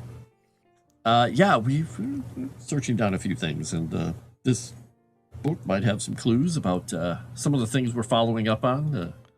The whole sandbat and rainbow snake and a few other things that our friend was following up on. Right. Well, tell me, how did you come to know Anthony? Did you go and see one of his lectures? We missed it by that much, but we were sent on his way, or sent on the trail of him and some others by our friend Jackson Elias, dearly departed. Oh, I'm sorry to hear that. Yeah. Right. Well, unfortunately, Anthony wasn't too forthcoming to me about the substance of his lectures. I don't know. I suppose he wanted to save it, keep it fresh for his students and the people who were studying under him. Yeah. But you said something about some sort of a sandbat? Yep, sandbat, rainbow snake, some Aboriginal tales, Right. cults. Right, the rainbow snake. Yeah. Yeah, I'm familiar with a lot of Aborigine folklore in that. Oh. Interesting. Well, I'm assuming that this diary has a kinds of some interesting bits and pieces in it. Start just kind of leafing through it, and then kind of say, interesting, and then kind of slide it over to one of our more learned library folk, and then look at the rest of the room and just start asking him other questions about cults while we drink whiskey and let them read the book. Yeah. Do you know And anything about the Black Pharaoh by any chance? Nah, I'm not really Black Pharaoh. That sounds Egyptian. I specialize more in Aborigine culture and folklore and things of that nature.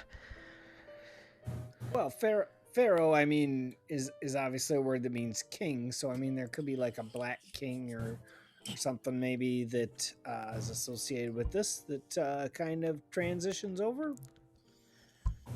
No, no, I can't say that it rings a bell. Unfortunately,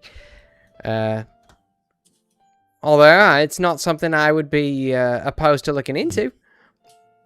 Do the Aborigine cultures tend to have kings or just like tribal chiefs, or maybe what's kind of the leadership struggle or structure, and is there a leadership structure that goes beyond just the small tribes themselves?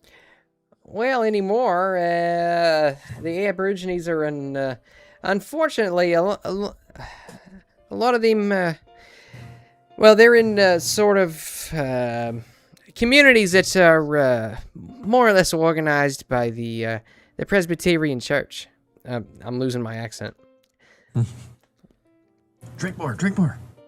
A lot of them were more or less civilized into the Presbyterian Church. Some of the other ones, though, they might have some more of a shamanistic type of hierarchy.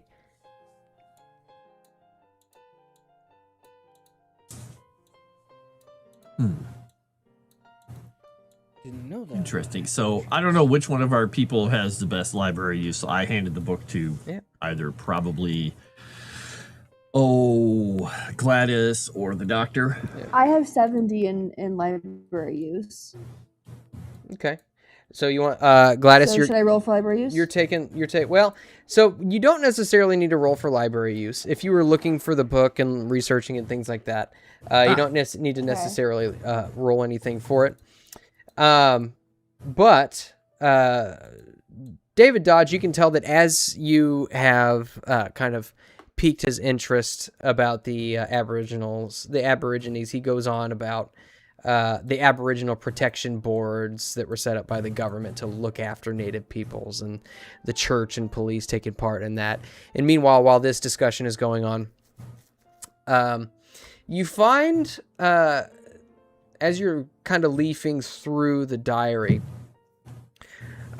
you find some excerpts from 1921. Let me make sure this is the first one, because I've got two of these here. I want to make sure it's the first one. Yes. Okay. That's the year of the expedition, right? That's when they left. And somebody wanna read that out for the chat? The whole thing? Yeah, sure. March 7th. Jack Kuburaku says that Aboriginals are following us. Most unusual if true. They have every reason to fear guns and our bushranger predilection for using them. In the past, I've always known them to head the other way as soon as they see white men. March 21st, we are about to equally distant from Joanna Spring and Separation Well, east of an awful line of dry lakes. The heat is terrible. Our hopes are low. There is nothing here, certainly not quartz reefs. Today we sighted several enormous birds flying lazily far above us. How did they get here, and where can they be going? March 22nd. At noon today we found Jack, pretty burned in a gully. His body was scored and covered with hundreds of small punctures, as though someone had blasted him. We buried him, of course. Oh, he died! Okay. I shall miss him, his consul. Whoa. March 23rd. 22,314 degrees south by 125,039 east. Great Sandy Desert. Have discovered what appears to be remnants of an ancient city rising from the shifting sands. I believe I've secured several good photographs of this amazing find, though the beat has ruined all but 6 of my photographic plates. By the pitting of the stone, the blocks and pillars appear to be more than 10,000 years old. Incredible. And then you flip over the page and you can find that there are a couple more entries before the journal abruptly stops. March 24th. 4 camels killed in the attack. Why are there camels in Australia? I saw at least 2 men. More must have been skullying out there. I'm sure I hit one. That ends this trip. We'll head back to Concudgery. Concudgery and report this incident. More than men were out there last night. I saw shapes much bigger than men during this attack. My evidence is the body of old Sam, the camel. Why are there camels in Australia? Whatever.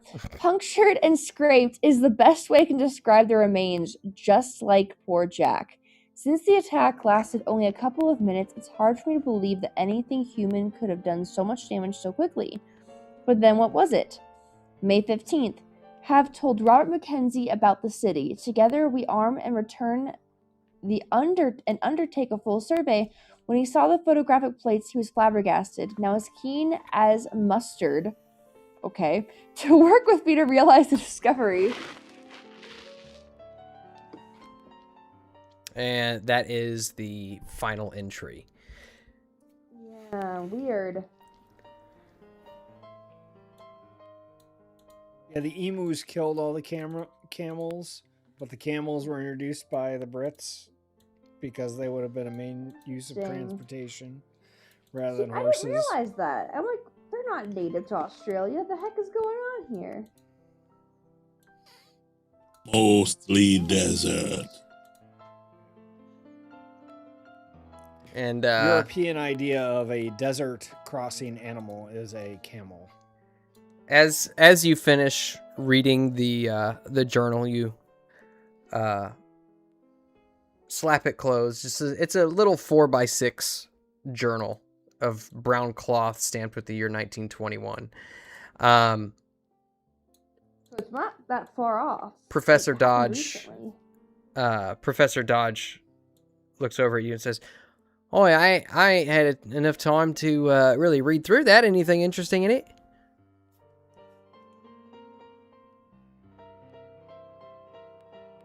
Well, it seems to me there's some coordinates here that look pretty interesting. Should check that out, maybe. Yeah, do you have a map? We should look and see if we can figure out where this is at. Yeah, I have sure. a street map. Oh wait, That's not going to help. beneficial. So he pulls out a map, and you can see it's a very highly detailed map with both latitude and longitude. You get out a ruler and compass and all that good stuff.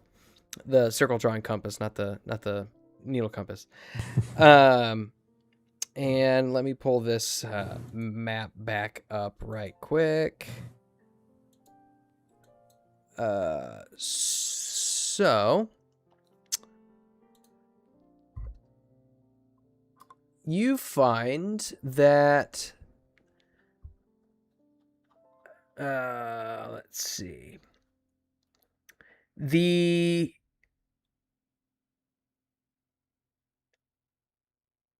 So you find that the coordinates point to something called the Canning Basin, a little bit south and east of Port Hedland, which Port Hedland itself is... Bring back the map. Port Hedland, you can see, is a little ways along the coast, and by little ways, I mean a long ways along the coast, past Derby and Broome, from Darwin. Basically clear on the other side of the continent from where you are. Yeah, it's a bit of a trip.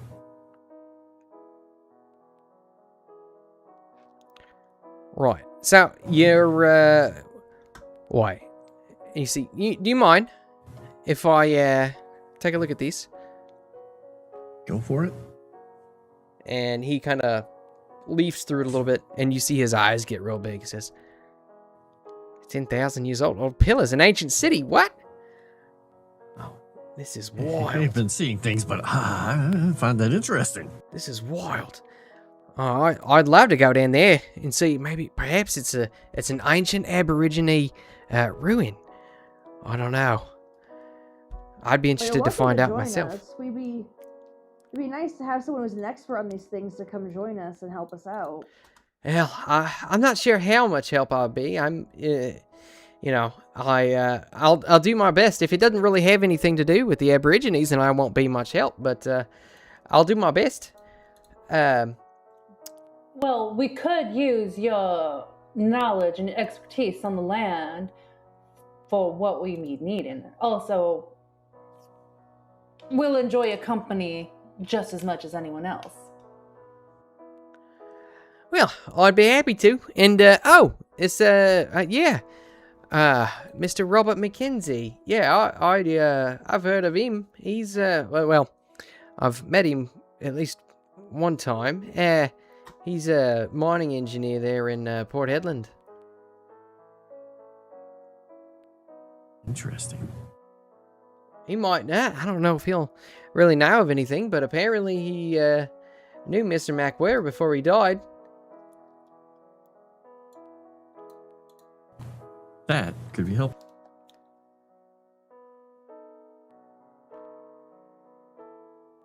And I was away from my keyboard there for a little tiny bit. Did we have the photos, or none of the photos survived? Because I know at the end he said they couldn't believe the photos. There's no photos here. It's just paper. it's just the journal. Yep. So we don't have any of the photos. They were not anywhere near it or with it. Okay, got it. Yeah.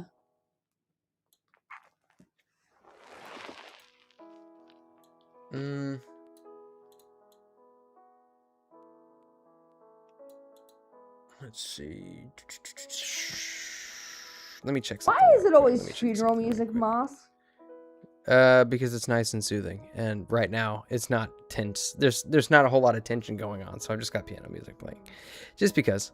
Damn. Let's see.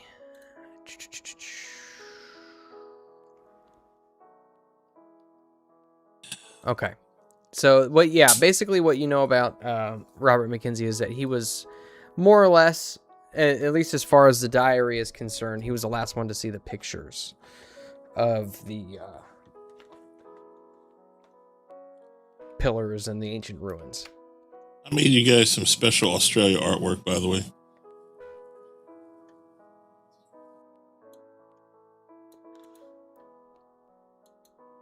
Some special artwork? Kangaroos everywhere? Not exactly. Oh, God. Why? Terrible person. Anywho. And at that point, you see he's just kind of like thumbing through the diary still, and he like downs the glass of whiskey, and just like without looking at the glass, he pours another finger of it and downs that one and slams the glass back down on the desk and says, "This is interesting." Right. So, I suppose and you can see his eyes are just kind of like lighting up with intrigue. He says, I suppose I can see if I can get a substitute to teach the rest of the course. I don't know. When do you all plan on heading out there? Soon? Like in an hour? An hour? Oh! He stands up from his desk in a hurry, and like the chair, we don't even have an airplane chartered yet. An airplane? Well, we were kind of hoping you could pull some strings with the contacts and network, to get us a flight. Who, me? I'm just a professor. I don't know anything about flying. Okay, well, it was worth a shot. Right, but well, I tell you what. Here. Yeah, well, I mean, you were able to get a hold of me. If you go on and make whatever preparations you need, and if it's all right with you all, I suppose I can get some things together and perhaps maybe lend you my expertise. He says, hopefully. We'll take what we can get if you're coming along on the journey. Right. Very good. And you see he like slams his chair back to the where it just like slams up against the wall behind him. Oh, sorry. And he says, "Now, if you'll excuse me, I better start packing." And he excuses. Hyped. Only pack for the essentials. Like changing your underwear on a daily basis, because that's something we have to do almost on the daily.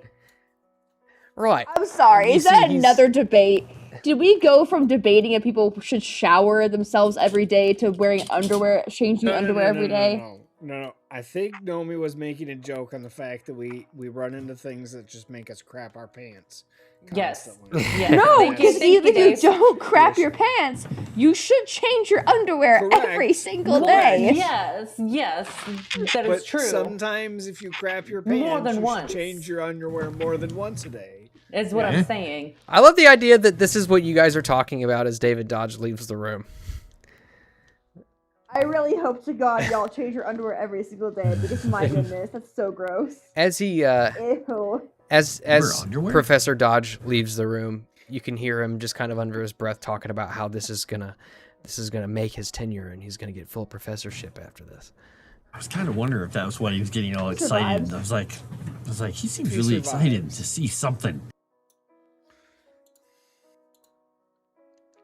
All right, I'm gonna go ahead and you guys can kind of put vamp those for a journal minute. I'm gonna sheets go up ahead and there. throw these journal entries up on your investigation board here. Okay. Well, in unrelated news, U.S. lost tonight, and that put me in a bummer of a mood. So, yeah, there's no longer host countries to that's in the running, and I hope Norway. So we don't have to hear It's all right. about the soccer Yeah. stuff. I'm now? kind of tired of it at No, this no, point. U.S. is anyway. out, right? No, yes, U.S. is out, Okay. Phew, thank God. but there's Norway. There's still Norway. And Okay. I'm rooting for There's still a Holland. lot of countries in it. Yes, I mean, there's it's still a lot not of- done, but Yeah. It's yes. done for us. It's The fine. I US say is I, out, I'm so done nobody's hearing gonna about care it. So I didn't Shut up, care Ross. the first time, so Oh no, third world kickball. but honestly, I played soccer in grade school. We had to play it in gym and As someone who in our doesn't physical like education soccer, why are we calling it a third world sport? because it's funny. But I played it in high school, middle school, Were but you about also to in say Middle elementary Earth? school. No, Middle Earth, yeah, exactly. But I didn't realize time. I was evidently, because I was bigger than the other kids, I was the best soccer player, and I just had fun running, kicking the ball. And they called me, even though he's black, they called me Pele, and I finally figured out who he was because I looked him up in the Pele. dictionary, and they're like, "Oh, Brazilian guy." I'm like, "Huh?" And then I grew up, and I was like, I don't really like soccer. By the way, I knew you were Gandalf when you used to play it back in Middle Earth. Yeah, well, the hobbits couldn't stop me. can't stop me now. I'm like that Erland guy. Hobbits everywhere in the field trying to stop me. I don't care. Or Holland, Erland, Ireland. I don't know. Some dude that's Holland. sure. Yeah, go with that. Erling Holland. Yeah, Holland. Sure, yep. Holland, da, da, da, da. Erling Holland. Yeah, Holland. Sure. I'd hang out with him. I'd have a beer with him. Is that the guy from Scotland? No, Norway. Oh, okay. Yeah, Sorry, I I'll like pay that. Is that the attention. guy from Scotland? No, he's from Holland. I mean, obviously, he's They're from basically Holland. it's basically the same country. Wizard Wait, did I soccer is say way Holland? better than I- Shaolin soccer because there's He's fireball. from Norway. He's Norwegian. He's Viking. He looks like a Viking. He eats like a Viking. I'm sure he does. Yeah, Norwegians suck. His wife says the same thing. So, Girlfriend. at a certain point, You all can hear the sounds of David Dodge like throwing things into a suitcase and knocking things over as he hurriedly gets ready. What would you all like to do?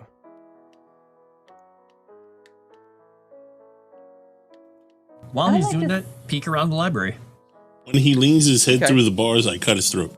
Oh, wrong guy. Fuck. Never mind. Yeah, different guy. Wrong guy. I like to clean out my bandages from my injuries that I've acquired. Okay. You go to the water closet and attempt to change out your bandages. You find. Do you want to give me a library That's use? Hold on, before I do the library use, is that what WC means? Water Yeah. closet? Water closet. I had no idea. When I was in Canada, I'm like, why isn't it called restroom? But they're all called water closets. Because the bathroom, like the actual shower and bath, is separated from where the toilet and the sink would be. Oh, that makes so much Yeah. sense. I just never knew what WC meant. I was just like, what the heck? Help me out. So what am I rolling again, Moss? Well, whoever Oscar said he was looking about the library. I was gonna have him give me a library use. Oh, okay. Yeah. Never mind. Does not. And I'm gonna do it. I'm actually gonna use a point because I have one more left. So let's use it up. Oh, it was teasing me with a 0-0. It was close, but not. Okay. You don't necessarily find much of a whole lot of substance, especially to what you are currently investigating. However, you do find that you find more material on what Professor Cowles had given the lecture on in at the New York University. You find books on Polynesian, I guess, subjects of worship. Interesting. You find reference to. Well, you find an old book. It's got some imprinted images. Looks like a image of a petroglyph, sorry, carved on stone and highlighted with various different colors. Looks like brown, potentially red, maybe white ochre, and it's just very interesting, to say the least. Although you're not 100% sure what it is, you can see that it looks as though, let's see.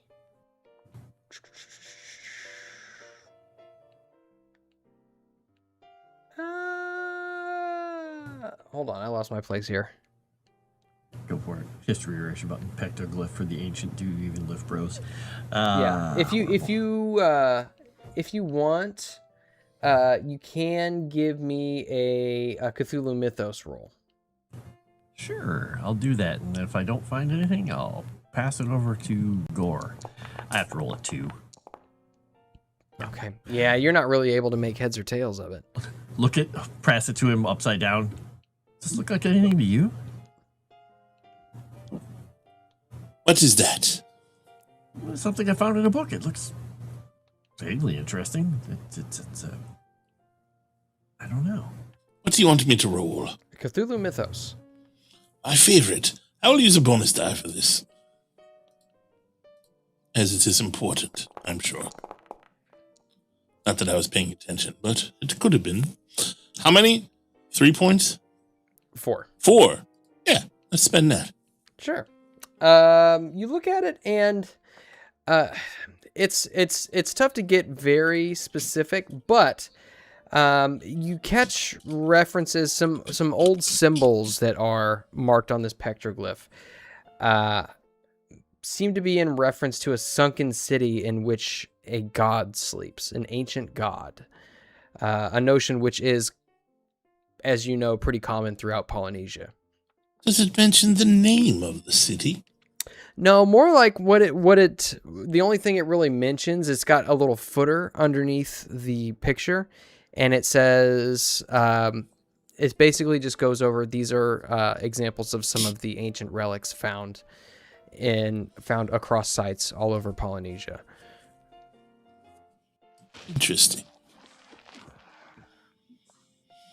I tell that to Oscar.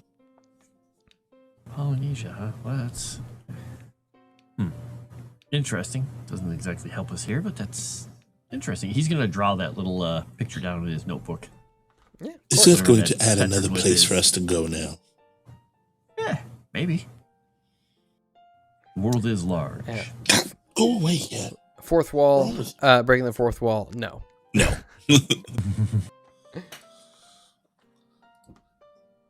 So I wasted my bonus die, is what you're saying. Yes, you did. But it's Okay. okay.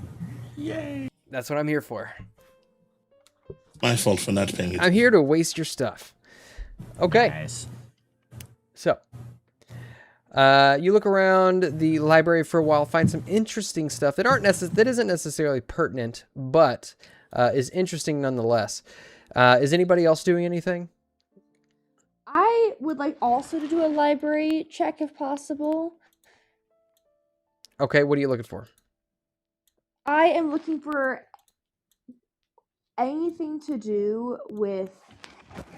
He had mentioned something to do with the Aboriginal people following them, but also I want to figure out if I can go through any medical journals to see if I can find something similar to what he was talking about, like with the guy being sand pelted to death. Because how does one get sand pelted to death, truthfully? Yeah, you can go ahead and give me a library use roll if you want.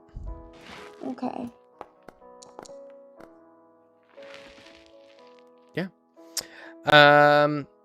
Yeah, I mean, you go through basically his entire collection. And what little time you have as Professor Dodge is throwing things about upstairs, you basically are able to kind of thumb through his entire collection, and there's not really much of anything that references anything like that. At least not in Weapons, anything to do with the yeah. Aborigines people. No, I mean at least not in Professor Cal's collection. Okay. Pooh.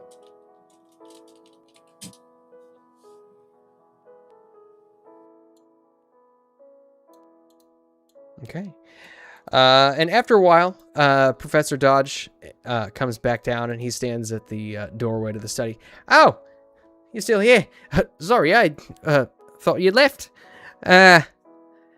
Well, I suppose I'm ready to leave whenever you are.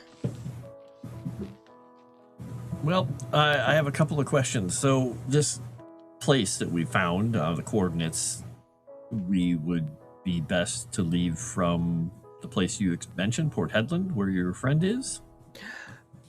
Right. If we hopped across to Port Hedland and then headed out, or... So you can find some pretty ramshackle airports closer to Port Hedland. The best airport, at least around those areas, is going to be near Darwin. There's not really much in between. But I suppose what we could do is perhaps get a truck in Port Hedland and make our way in. What's your name again? We have the car. David Dodge. Dodge, do you have a gun? A gun? Does he have a gun? That's a great question. He doesn't seem the type that would have a gun, to be honest. And he's Outback. staying at Everyone should have a Howell's gun. place. But they David probably Dodge. don't. This is Sydney, not the Outback. Ah, yes. David Dodge. He actually goes, yes, of course I do. And he, you see, he reaches into the desk and pulls out a lockbox, and he pulls a key off of a necklace that's hanging around his neck and unlocks it. And you see he pulls out a .45 revolver, and in his other hand he holds up something which I'm sure some of you have seen before. It is a war boomerang. Ah, do you know how to use those? Yeah, practice with it every day. You should probably bring those with you. Also, might you have an extra firearm for my friend Oscar here? Unfortunately, I've just got the one. Ah, well, I tried. All right, Pick one up. well, do you have a permit? Yes, we have our permits.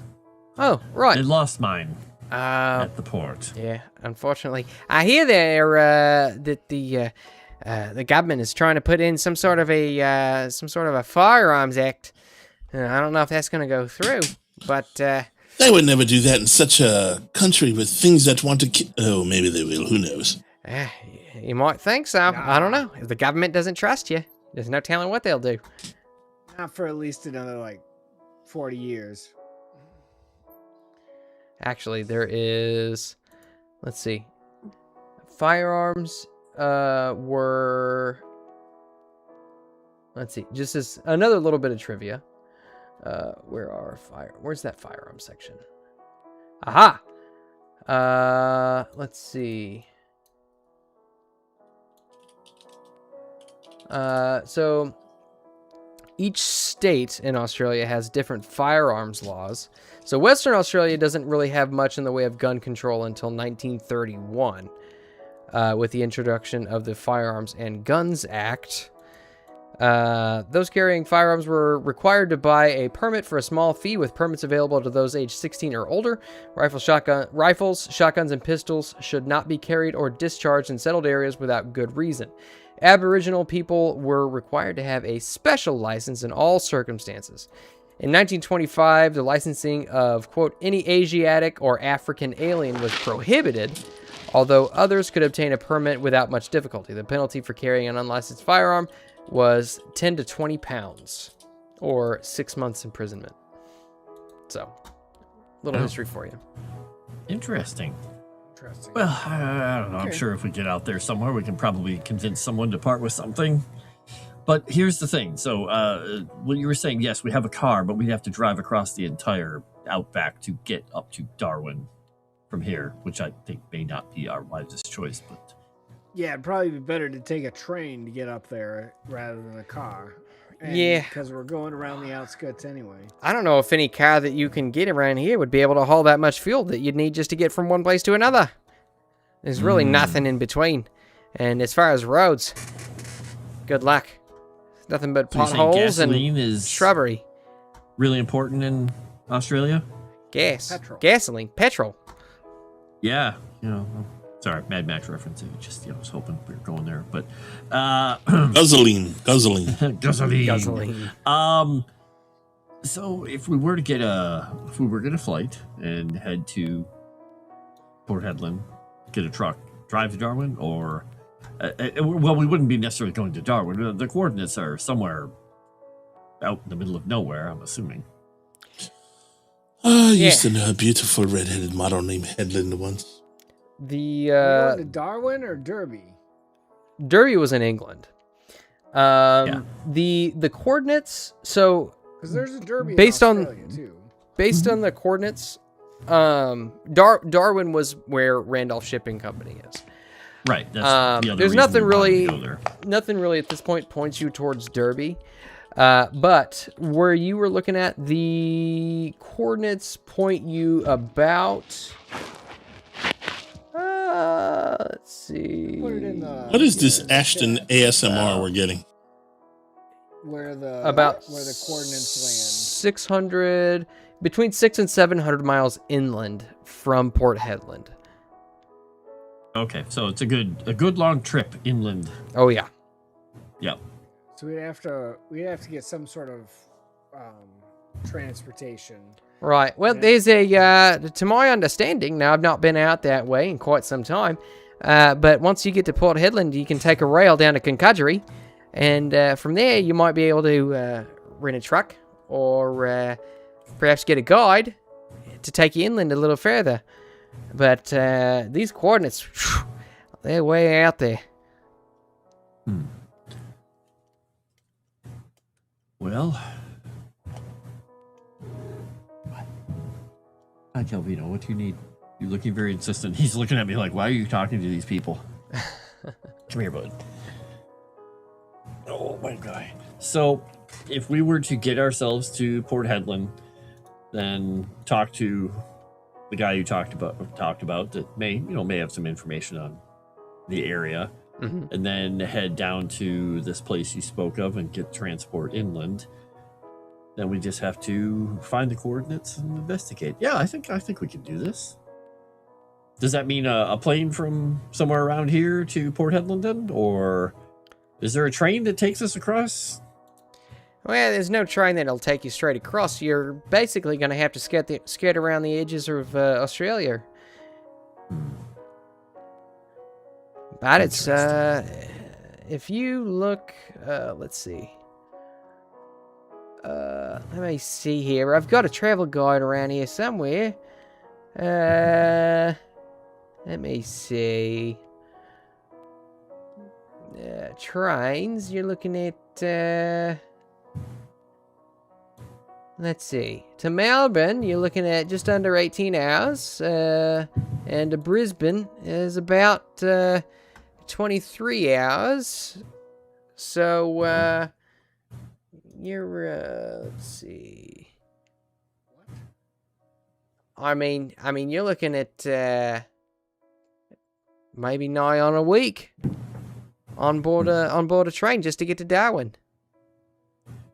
And if we flew across to Port Headland or to Darwin, it would probably be a matter of hours, right? Let's see. Planes, air travel. Were there even planes to charter back then, though? You Across Australia, guys can you have to hire someone. You can charter a plane to almost anywhere if your pockets are deep enough. Regular flights between Adelaide and Sydney start in 1925, so you guess whereabouts is Adelaide? That's southern. pretty close. You'd guess that based on the distance, any plane that you'd be able to charter might have to stop somewhere to refuel. So maybe you might be able to get to Port Augusta, then Perth, and then on up to Darwin or something along those lines. So it'd be tough to make a full plane ride across the strait, straight across. So it'd be probably, I'm just spitballing here, maybe like a day of flying. Okay. But that would be it. Do you guys want to go to Darwin first and see about this shipping place before we go to Port Headland and then go off and try and find this thing in the desert? Or what do you think? I think searching around would be best before we head out. Yeah, it seems like that we need to make sure we're prepared as best as we can for whatever we're going to find out there at these coordinates. Okay, so do you think going to the shipping place in Darwin is going to help us with that? Maybe? I have no clue. But it's something else that potentially can help us with that. Correct. All right, well, I mean, it's not a bad idea, but I mean, we'll have about a day of flying. We can charter someone to get us, make a couple of hops over to Darwin, and then we can check out the shipping place. And from Darwin, there's probably an airport, more likely an airport there than there is in Port Headland to take us over the Port Headland way.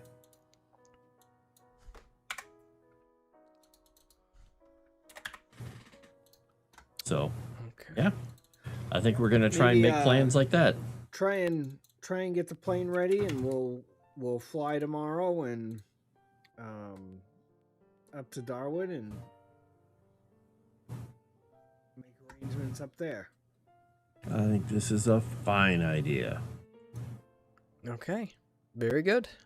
And for the rest of the day, we can maybe stop by the library or the museum and see what else we can find out about just occults in general, but more importantly, maybe about this area that we're going to. Okay. That's fine by me. Okay. Ready to go get kicked out of another library? Just don't knock over the bookshelves. You'll be fine. Oh, yeah, you're looking to go to the library? I'm sure I can get you in. And, Excellent. That was going to be my next question. I'm sorry, did you say you here. wanted me to knock over a row of books again? I can do that for you. that would be, not, preferable. All right. Maybe we should make some phone calls from here to arrange the flight, and then we'll head over to the library. Yeah. This is a great idea. As long as the professor won't mind us using his phone. Oh, not at all. Dodge. It's not even my phone. Well, I meant the other professor, I meant. Sorry. Well, I don't see him here to ask permission. I suppose you could use the phone to call him and ask permission to use the phone. Seems redundant. Let's call an airplane. In it. Have a little more whiskey while we're making arrangements with someone to get the most reliable plane that we can, even if, obviously it costs Oscar some extra money to ensure that it at least has a couple of seats because, one person is still recovering, even though she's technically not wounded anymore. And thank God But, Oscar's rich. Yep. I mean, he could probably pull strings because his family probably has some corporation somewhere down here and just say that this is, one of the places they actually have an airplane. But I think it's better to just, pay money. Get something unrelated. I don't need that. Support the local businesses. Exactly. Yes. All right. So you charter a plane. Sorry, I'm putting something together here. You charter a plane and cool keyboard. It's so loud, man. Ugh. I should have got something else. But you're able to charter a plane and it leaves basically tomorrow whenever you say, so long as you pay them. Let's see. I'm gonna roll some Money. dice and then.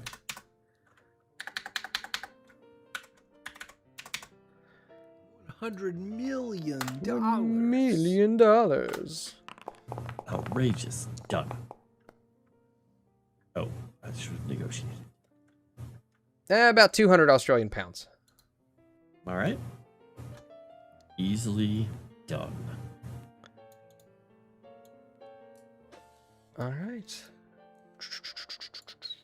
So yeah, tell Dodge where to meet us tomorrow, and I guess if nobody else has any information or questions for him, we take our leave. Okay. We might need him to get into the library. Yeah, I can just make a call for you. Oh, okay. That's fine. The longer I go, the closer my New York comes to my Australian. Nice. New Australian accent. I like it. Mm-hmm. York Australian. York Australian. Right. Let's see. Silvio's found a new way to torture me. My arm is almost completely asleep now. He's just melted on me and just fell asleep completely. All right. He's So just... you guys make your way down to downtown to Shakespeare Place. By the time you get there, you introduce yourselves. The librarian says, "Oh yeah, Professor Dodge called for you. Come right in." And you are greeted with a wealth of all of the knowledge that Sydney, Australia has to offer. Excellent. Let us dig deep without knocking anything over. And Oscar won't be all that useful here, so he's going to mostly just browse. All right. What, if anything, is anybody looking for? Look up the sandbat. Look up the rainbow serpent. I will look up the sandbat. Wait a minute. I don't seem like the smartest person to do that, but who cares? Okay. Go ahead and you can give me a library use. And just as a heads up, so this is gonna basically take the rest of the evening. Yep, that's the Cool. plan.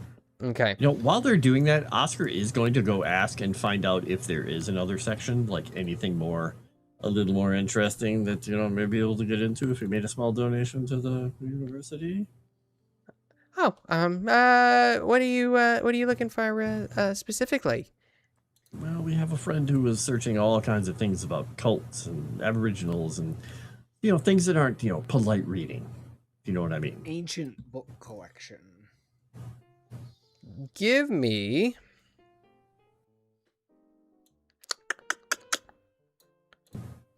give me a persuade roll. All right, I'm going to ask you to hit the button for me because I'm pinned by 22 pounds of snuggling, snoring cat. Okay. Button. Who's got the button? Went to move my hand and he's like, no. Let's see. What did I say? Persuade. Would you like to add a bonus die? I don't have any left. Okay. I ate all my raisins. No way. I'm never rolling for you again. Don't do it. It's okay. I like rolling. We can't see it, Moss. It's revealed. Oh, there it is. That is a critical success. I love it. And That's a hell of a persuade roll. Good job, Moss. You see, she, her eyes go almost as if she's you see stars in her eyes as she looks at you, Oscar. She says, of course, right this way. And there is magically a curtain which appears behind her. Please, come and see our private collection. Crook a finger at Gore. My assistant needs to help me here because he's the one who knows all the languages. Right, please come in. And she's not even paying attention to who else walks in. She's just kind of looking at Oscar. Assistant. Excellent. So yeah, just spend time hobnobbing and chatting with her as long as she wants to, keeping her attention focused on Oscar while they look around. Old lady? No. She's probably mid-40s. Somewhere around there. But She's old as dirt. anybody who wants to look for something, go ahead and give me a library use roll. And with that, since you got access to the private collection, go ahead and take a bonus die. I'll make another roll. Do it. Still failed.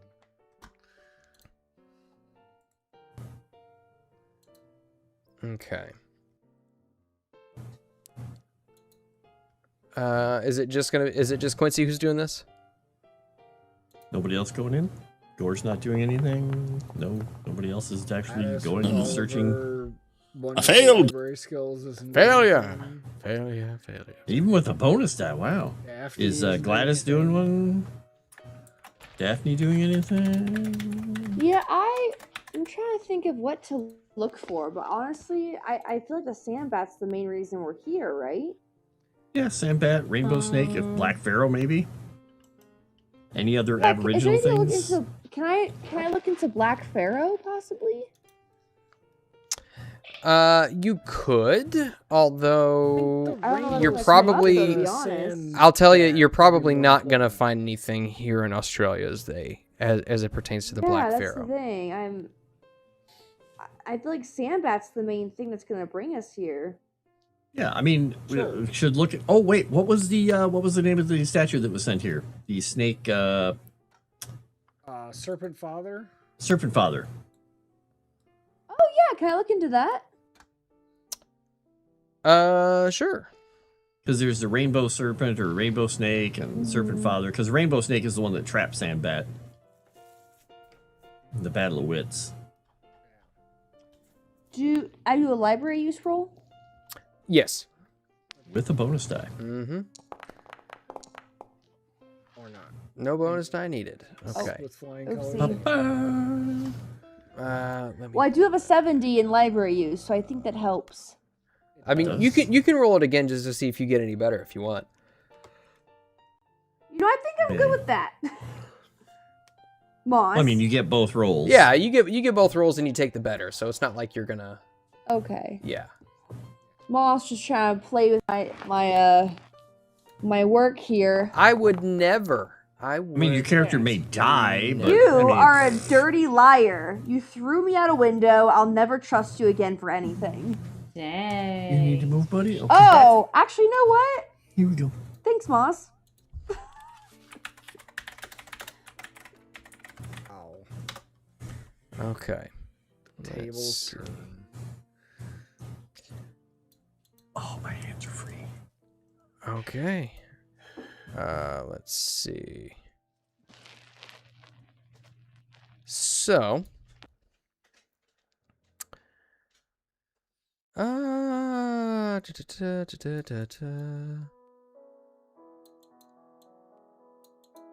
Bear with me, because that's Fine, I was just gonna pick on Nomi because she looked like she was doing an Egyptian, like the side Egyptian thing when she was stretching. I was like, she's stretching like an Egyptian. Like my back popped like 3 times while I did that. And I also, if I need to do it like this, and then just pull my shoulders all the way back. Oh yeah. Oh, but thank you, Frost. Was that popcorn popping there? Is that what that? No, that was her back. It was. I haven't seen the chiropractor in a few months, and I know when I get back home, I have to make an appointment with him. I am kind of concerned about it, but for the past month and a half, my right hip clicks when I walk, and I don't have any pain. So if you can imagine, I just hear this when I walk. The little snapping sound. I don't have any pain, but I hear snapping in my right hip. Bear with me, What's in your because hip? I am trying to your knee? find this in Interesting. my little resource here. What'd you say, And Dave? there is only 50,000 words in this chapter, so. Take your Well, time, Moss. I mean, the book is 7,000 pages long anyway, so. Yeah. But I have been working out every day. Today is the first day that I'm gonna do an 8-week challenge. Today was glutes. And tomorrow's arms. Besides the ice cream today, I've been inhaling a lot of protein. Like 30 grams each meal. You should probably eat it instead of inhale it. Yeah. Yeah, you're right. Maybe that'll get rid of my cough and maybe the clicking in my hips. My hips don't lie, but they're about to give out if I continue walking.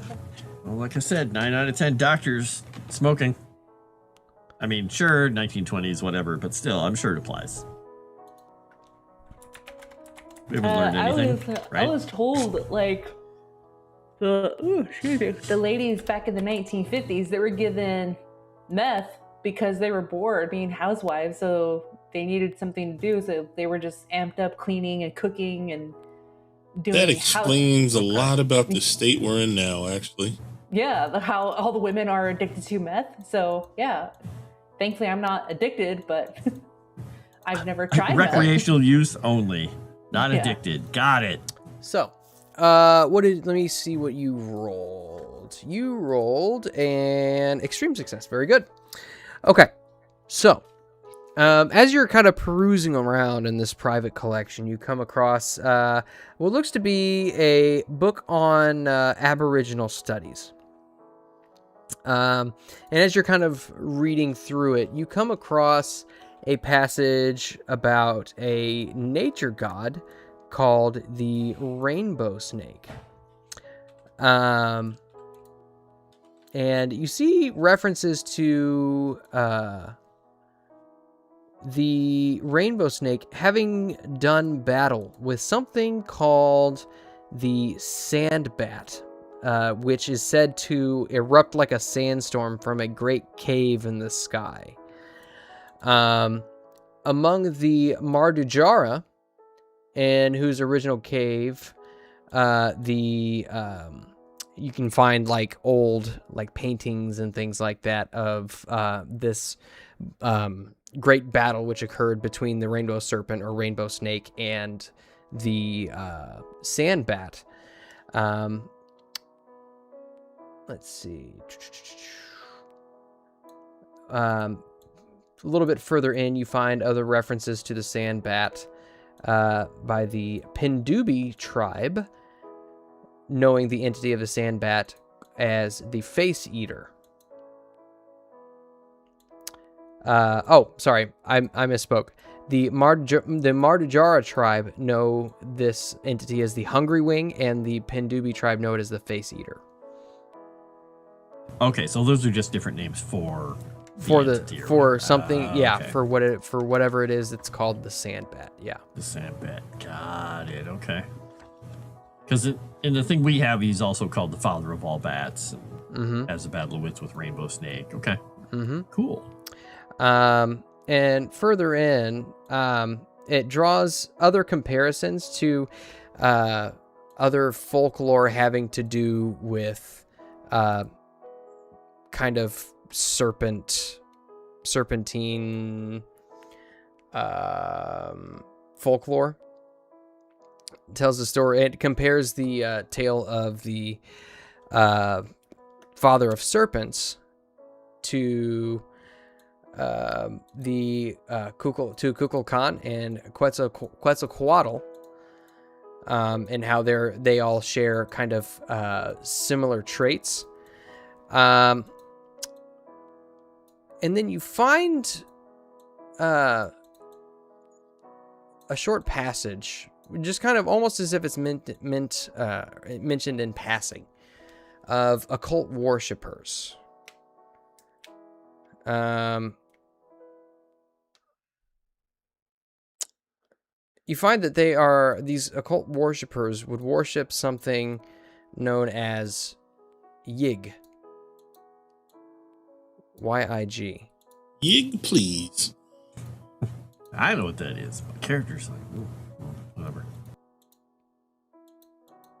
But these are all just conjectures, and any one of these things could potentially be an avatar for the father of serpents, but you're not 100% sure. Got it.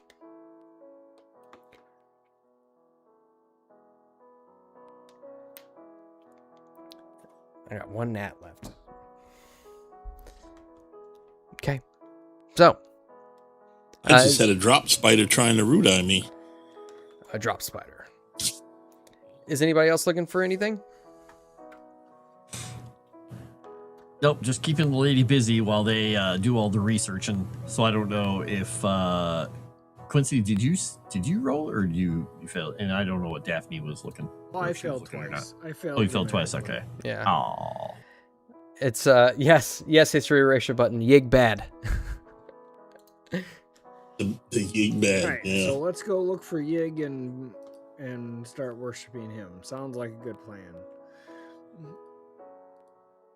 I finally got Franz to look like Bruce Campbell. Took long enough. All right. So, are we just moving forward to the next day when you take off and head to, was it Darwin? Is that right? Yep, that was the plan. Okay. So, fast forward, you guys go back to the Victorian, stay the night, check out, get all your luggage together. I'll say that you've probably got enough time in the morning. If you want to, you can, first and foremost, eat breakfast. And secondly, if you want, you can stop by, say, local Outback Outfitters and purchase a firearm if you'd like. Would be great. If I can get a pistol, great. If he can't, then he'll go, hunting rifle of some sort. It doesn't say so. The pistol isn't considered a weapon of war here like it is in England. So yeah, we'll say you can get a pistol, and it's really not you being a white dude. It's not hard for you to get a hold of one. Okay, and we've got the permit, so all right, he will do that, and I'm assuming they confiscated all his shells, so he'll get a box of rounds, and yeah. We'll say that happily put it into his. They've got either we'll say 32s, 38s, or 45s. Okay, go with a 45, so it'll just stay at the same thing on his sheet. And actually, he's going to, if he can, buy 2 of them because he gave one of his 2 to, I think, Daphne a while back. Oh yeah. So does it have the pearl? Yeah. Does it have the mother of pearl handles? That one has the mother of pearl handles. That's the nice one. The other nice one. This one won't. I'm assuming. No, this one you can tell is it's marked down a little bit. You can tell it's been used, but it's still in good shape. It's nice and oiled, and the barrel is blued, and it's it's ready to fire. All right, so he's happy. We've got that. We'll beat dodge, and yeah, we got a Vegemite grenade. Yeah, we got to stock up on Vegemite before we go because we could die out there if we don't have Vegemite. If we meet this Yig thing, can we just point some Vegemite at his general direction to keep it away? To keep it at bay? We lost Anomi. She says her internet went down. No!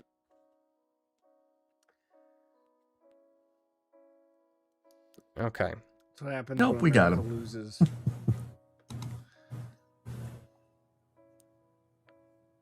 Okay. Bear with me.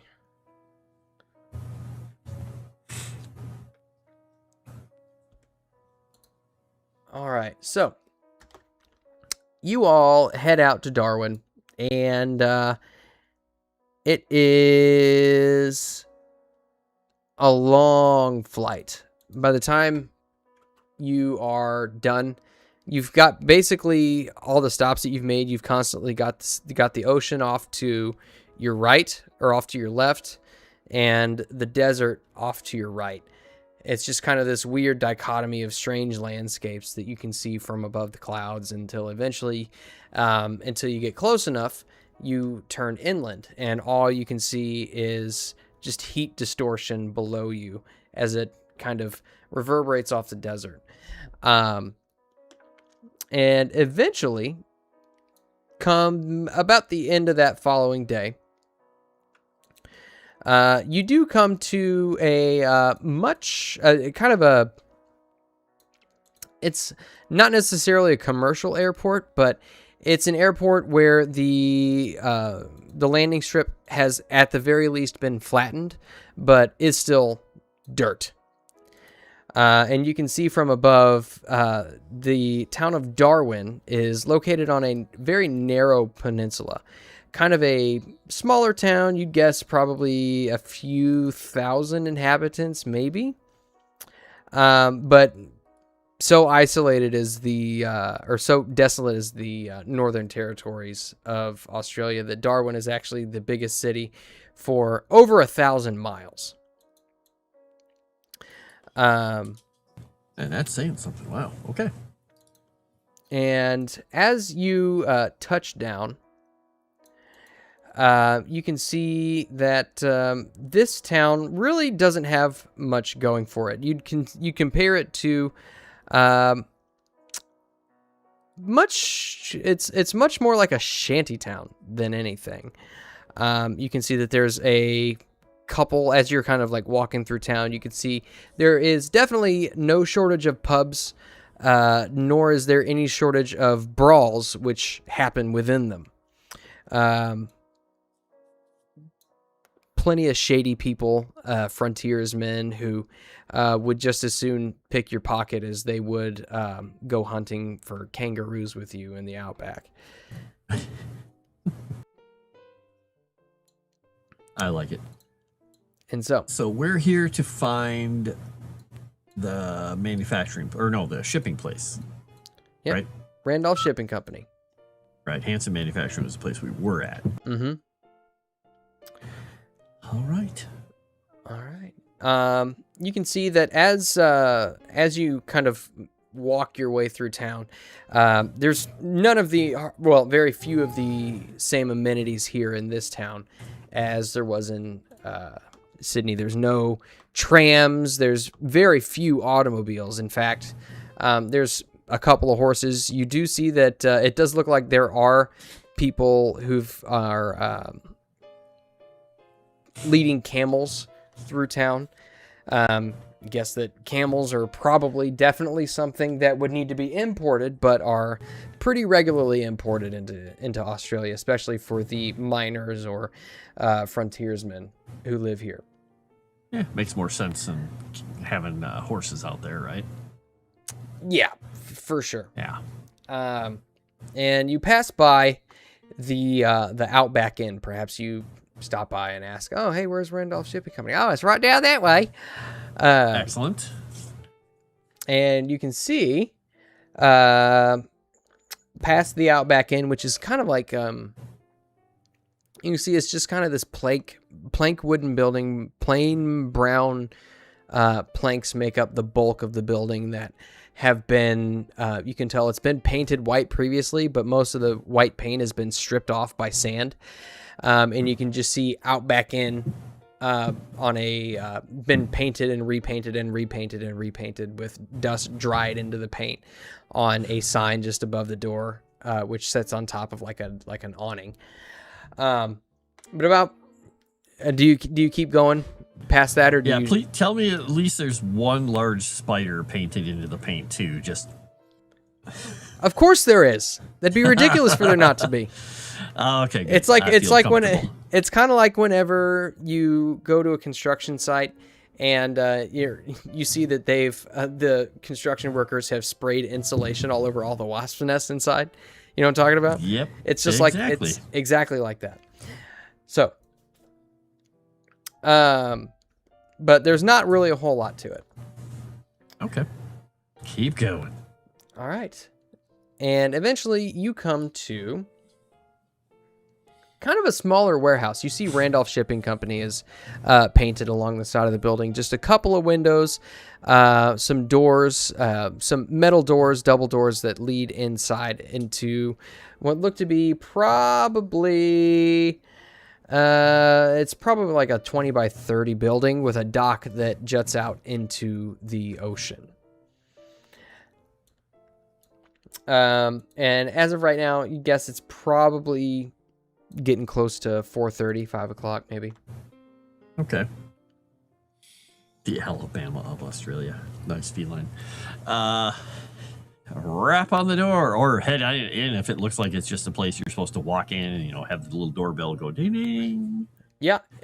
You don't see anything, as it pertains to like a reception desk or anything like that. It's basically just a rectangular building.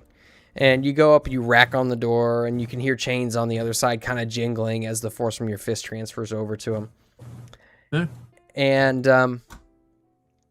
the door kind of screeches open. And you can see there is what looks to be probably somebody of Aborigine descent. He answers the door. He's got short hair, kind of a stubble beard. I don't know what accent Aborigines have, so I'll just say, yeah, can I help you? I'm trying to remember now, because I know we were sent here by our clues, and this is where we knew that the Hanson people got some things, correct?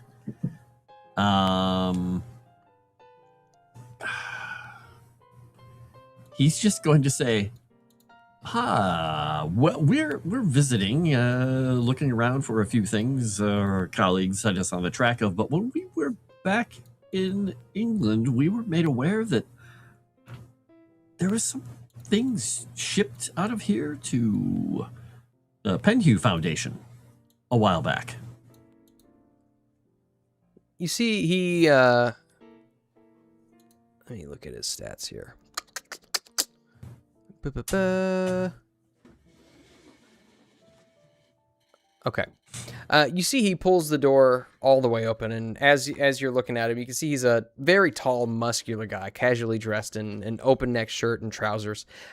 He's got a very easy smile that crosses his face. He says, "Oh yeah, we've handled all kinds of stuff out of here. We've handled some of the Penhew Foundation's shipments before." All right. Well, that's helpful. Do you know where the things originated from, or they just brought here to you to ship them out? Then I'm not too sure exactly where they all came from. I just moved the boxes onto ships and into piles. All right. You might want to talk to Toddy if you want to know more, but unfortunately he's not here at the moment. And what did you say your name was? I'm sorry, Billy Burglong. Oh, nice to meet you. Nice to meet you. Todd, he's not here, or he's just busy. Yeah, Toddy's not here at the moment. I think he went to pick something up, but if I know him, he might be at what's that place called? Dagnabbit.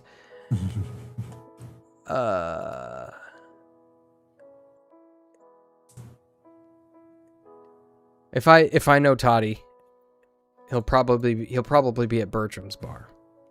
Okay.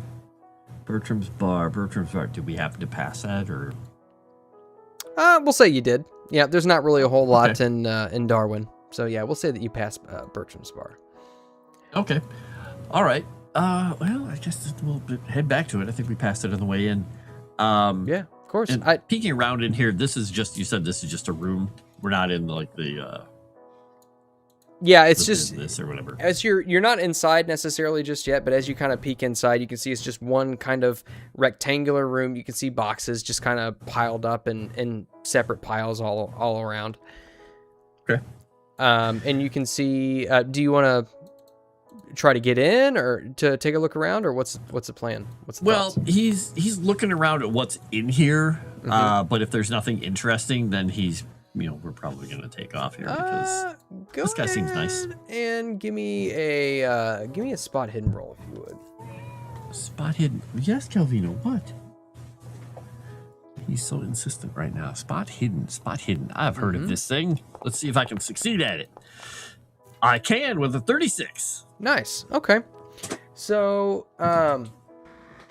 as you're kind of looking around, you notice that,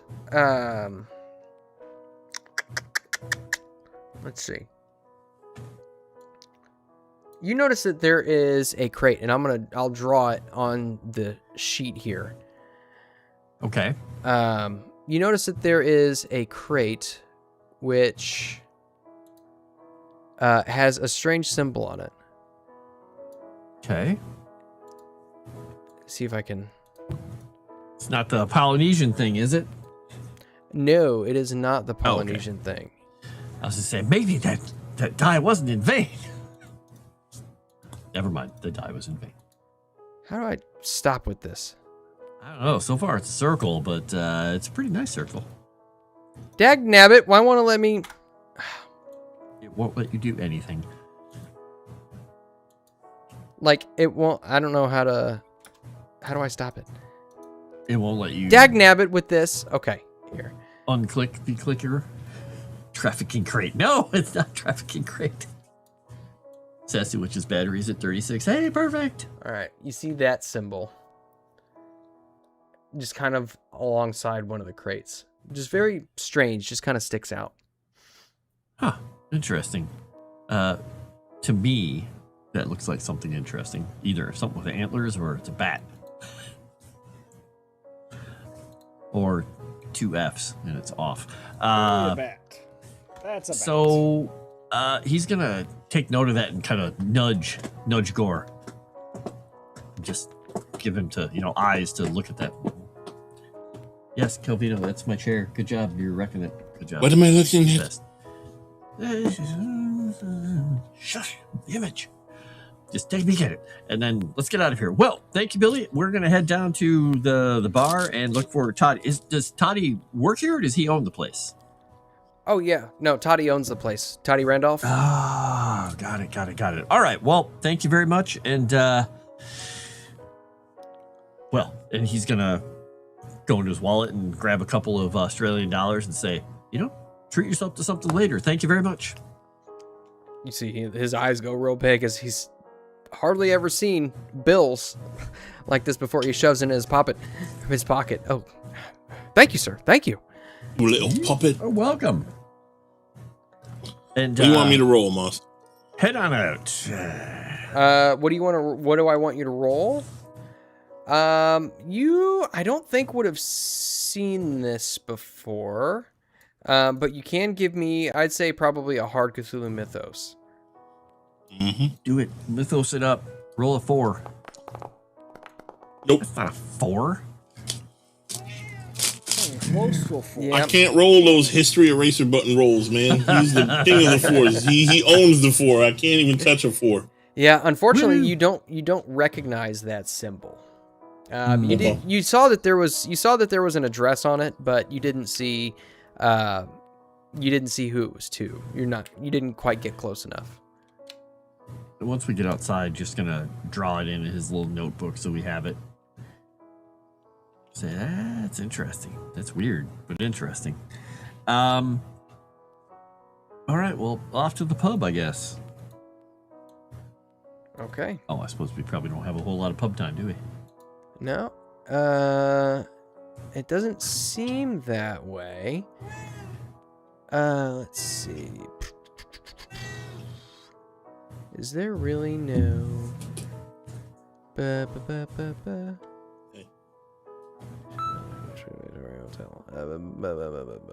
Okay, well, I don't have any sounds for this one either, so it's gonna stay on piano. So you all make your way to... are you going straight to Bertram's bar? I'd say so. I'll be right back. Okay.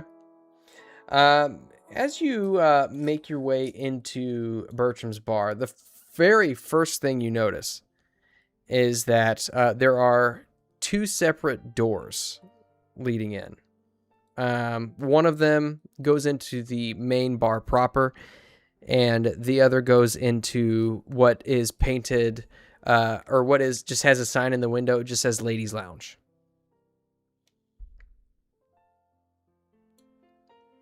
Well, that must be for the ladies.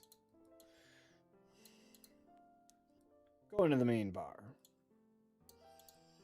All right. So you head into the main bar. What are the ladies doing?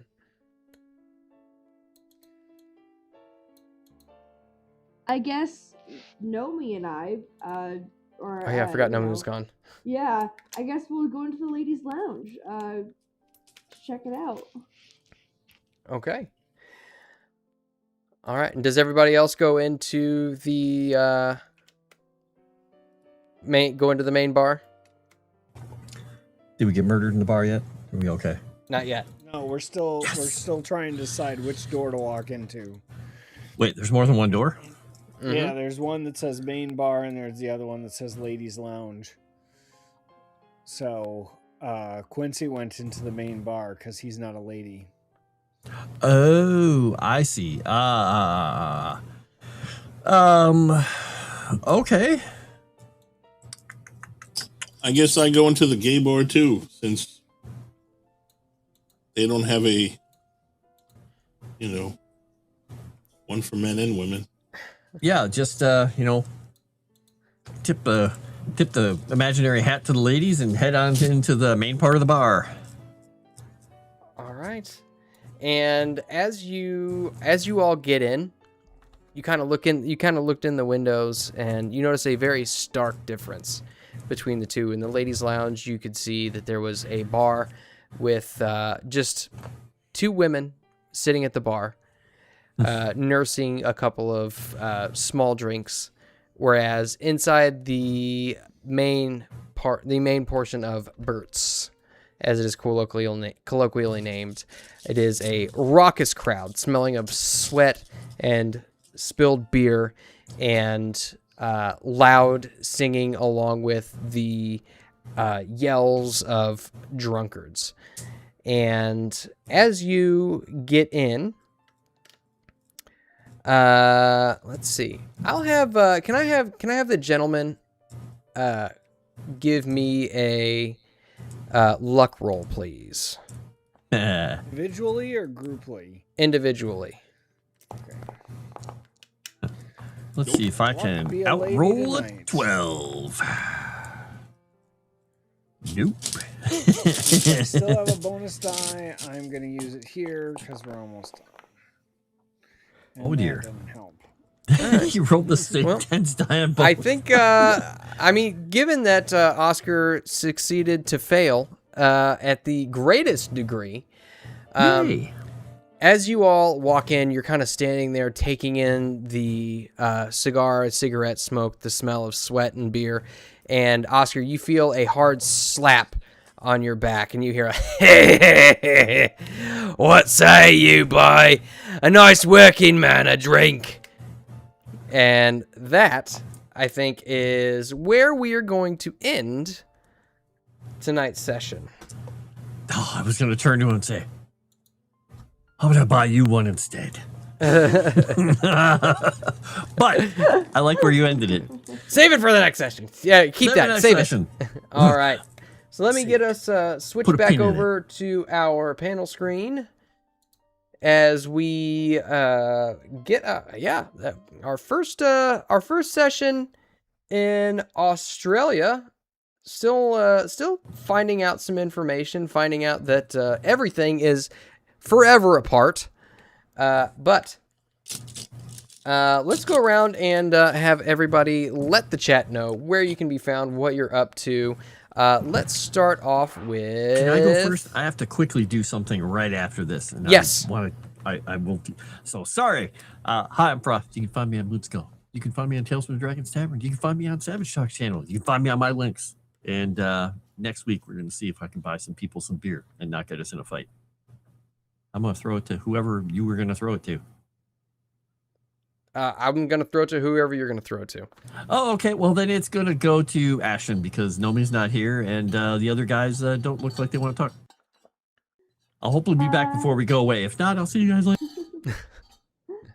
I'm just kind of doing my own thing. This is like kind of the main thing I'm doing right now. So, yeah, just stay tuned until next week and I'll keep you updated. And hopefully Oscar doesn't get his face smashed in.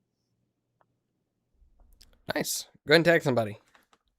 I'm going to go with JT since he's so mean to me. When am I ever mean to you? I'm always nice to you. Lie. Except when I'm not. Anywho, check me out tomorrow night on Seasons of Ghosts. That show is almost over. It's awesome. Come check it out. And then Wednesday for Kaiju Watch, we're going to watch a movie. I don't know what movie. I would say Ashton would be there, but she hates me because she says I'm mean to her. It depends if I'm dying or not. It's up to my immune system. Have you thought about not dying? No, I do every day. I think about that every day. And then, Friday for some vampire action. That game is starting to heat up again, so come check that out. And Saturday, hopefully we're back to Curse of the Crimson Throne because I miss it. And I just made myself look like Bruce Campbell. So go check that out too. And Sunday Cyberpunk on my channel. Anyway, I will pass it to Dave because, Dave killed me. You want to talk about mean, Ashton? Yep. Yeah, that way you get to play that new character, Cash, on Friday nights. You can find me on Sunday afternoons doing a Sunday follow-up to what we do on Sunday mornings. And other than that, here and in the chat and hanging about. And yeah, that's pretty much it. So I'm going to pass it to the hardworking, diligent man who's taken away from games, who's taken away from so many different things. No more map makings, no more what was it? No more nothing. No more nothing. Yeah, he's just here and working so hard behind the scenes. Our short little friend, our shrimp on a Barbie, Moss. That might have been the sweetest thing you've ever said to me, Dave. Thank you so much. And Caleb would agree, better than a shrimp in a sewer. It's not hard to beat a shrimp in a sewer. But I'll just start off by saying thank you to everybody who watched tonight. Be sure to leave a like and a comment if you would. Let's see. What do I do? What all do I do anymore? I don't really have time for a whole lot, but I am still over on Tales from the Dragon's Tavern. We just ended Jacob's Ladder, so definitely go, and if you haven't watched that, go and check it out from the beginning and then watch it all the way through. It's interesting seeing what these guys do. And then Wednesday nights for Curse of Strahd. That's our Sanguine Destiny campaign played in Pathfinder 2nd Edition. And then here, obviously, on Mondays. And other than that, I think that's about all I've got going on. Be on the lookout for any potential announcements I may have for the next campaign that I'm running over on Tales from the Dragon's Tavern. And I think it's not really a secret. It's going to be the One Ring. I mean, everybody knows that by now, right? I think everybody knows that. Yeah, big surprise. The audience loved the first one, so we got to do it again. And I love it. It's my favorite TTRPG. So I got to do it. But seconded very closely by this one. But like I said, if you haven't liked it already, please do so. If you haven't commented, or well, I guess you can't comment yet, but please comment after the stream ends.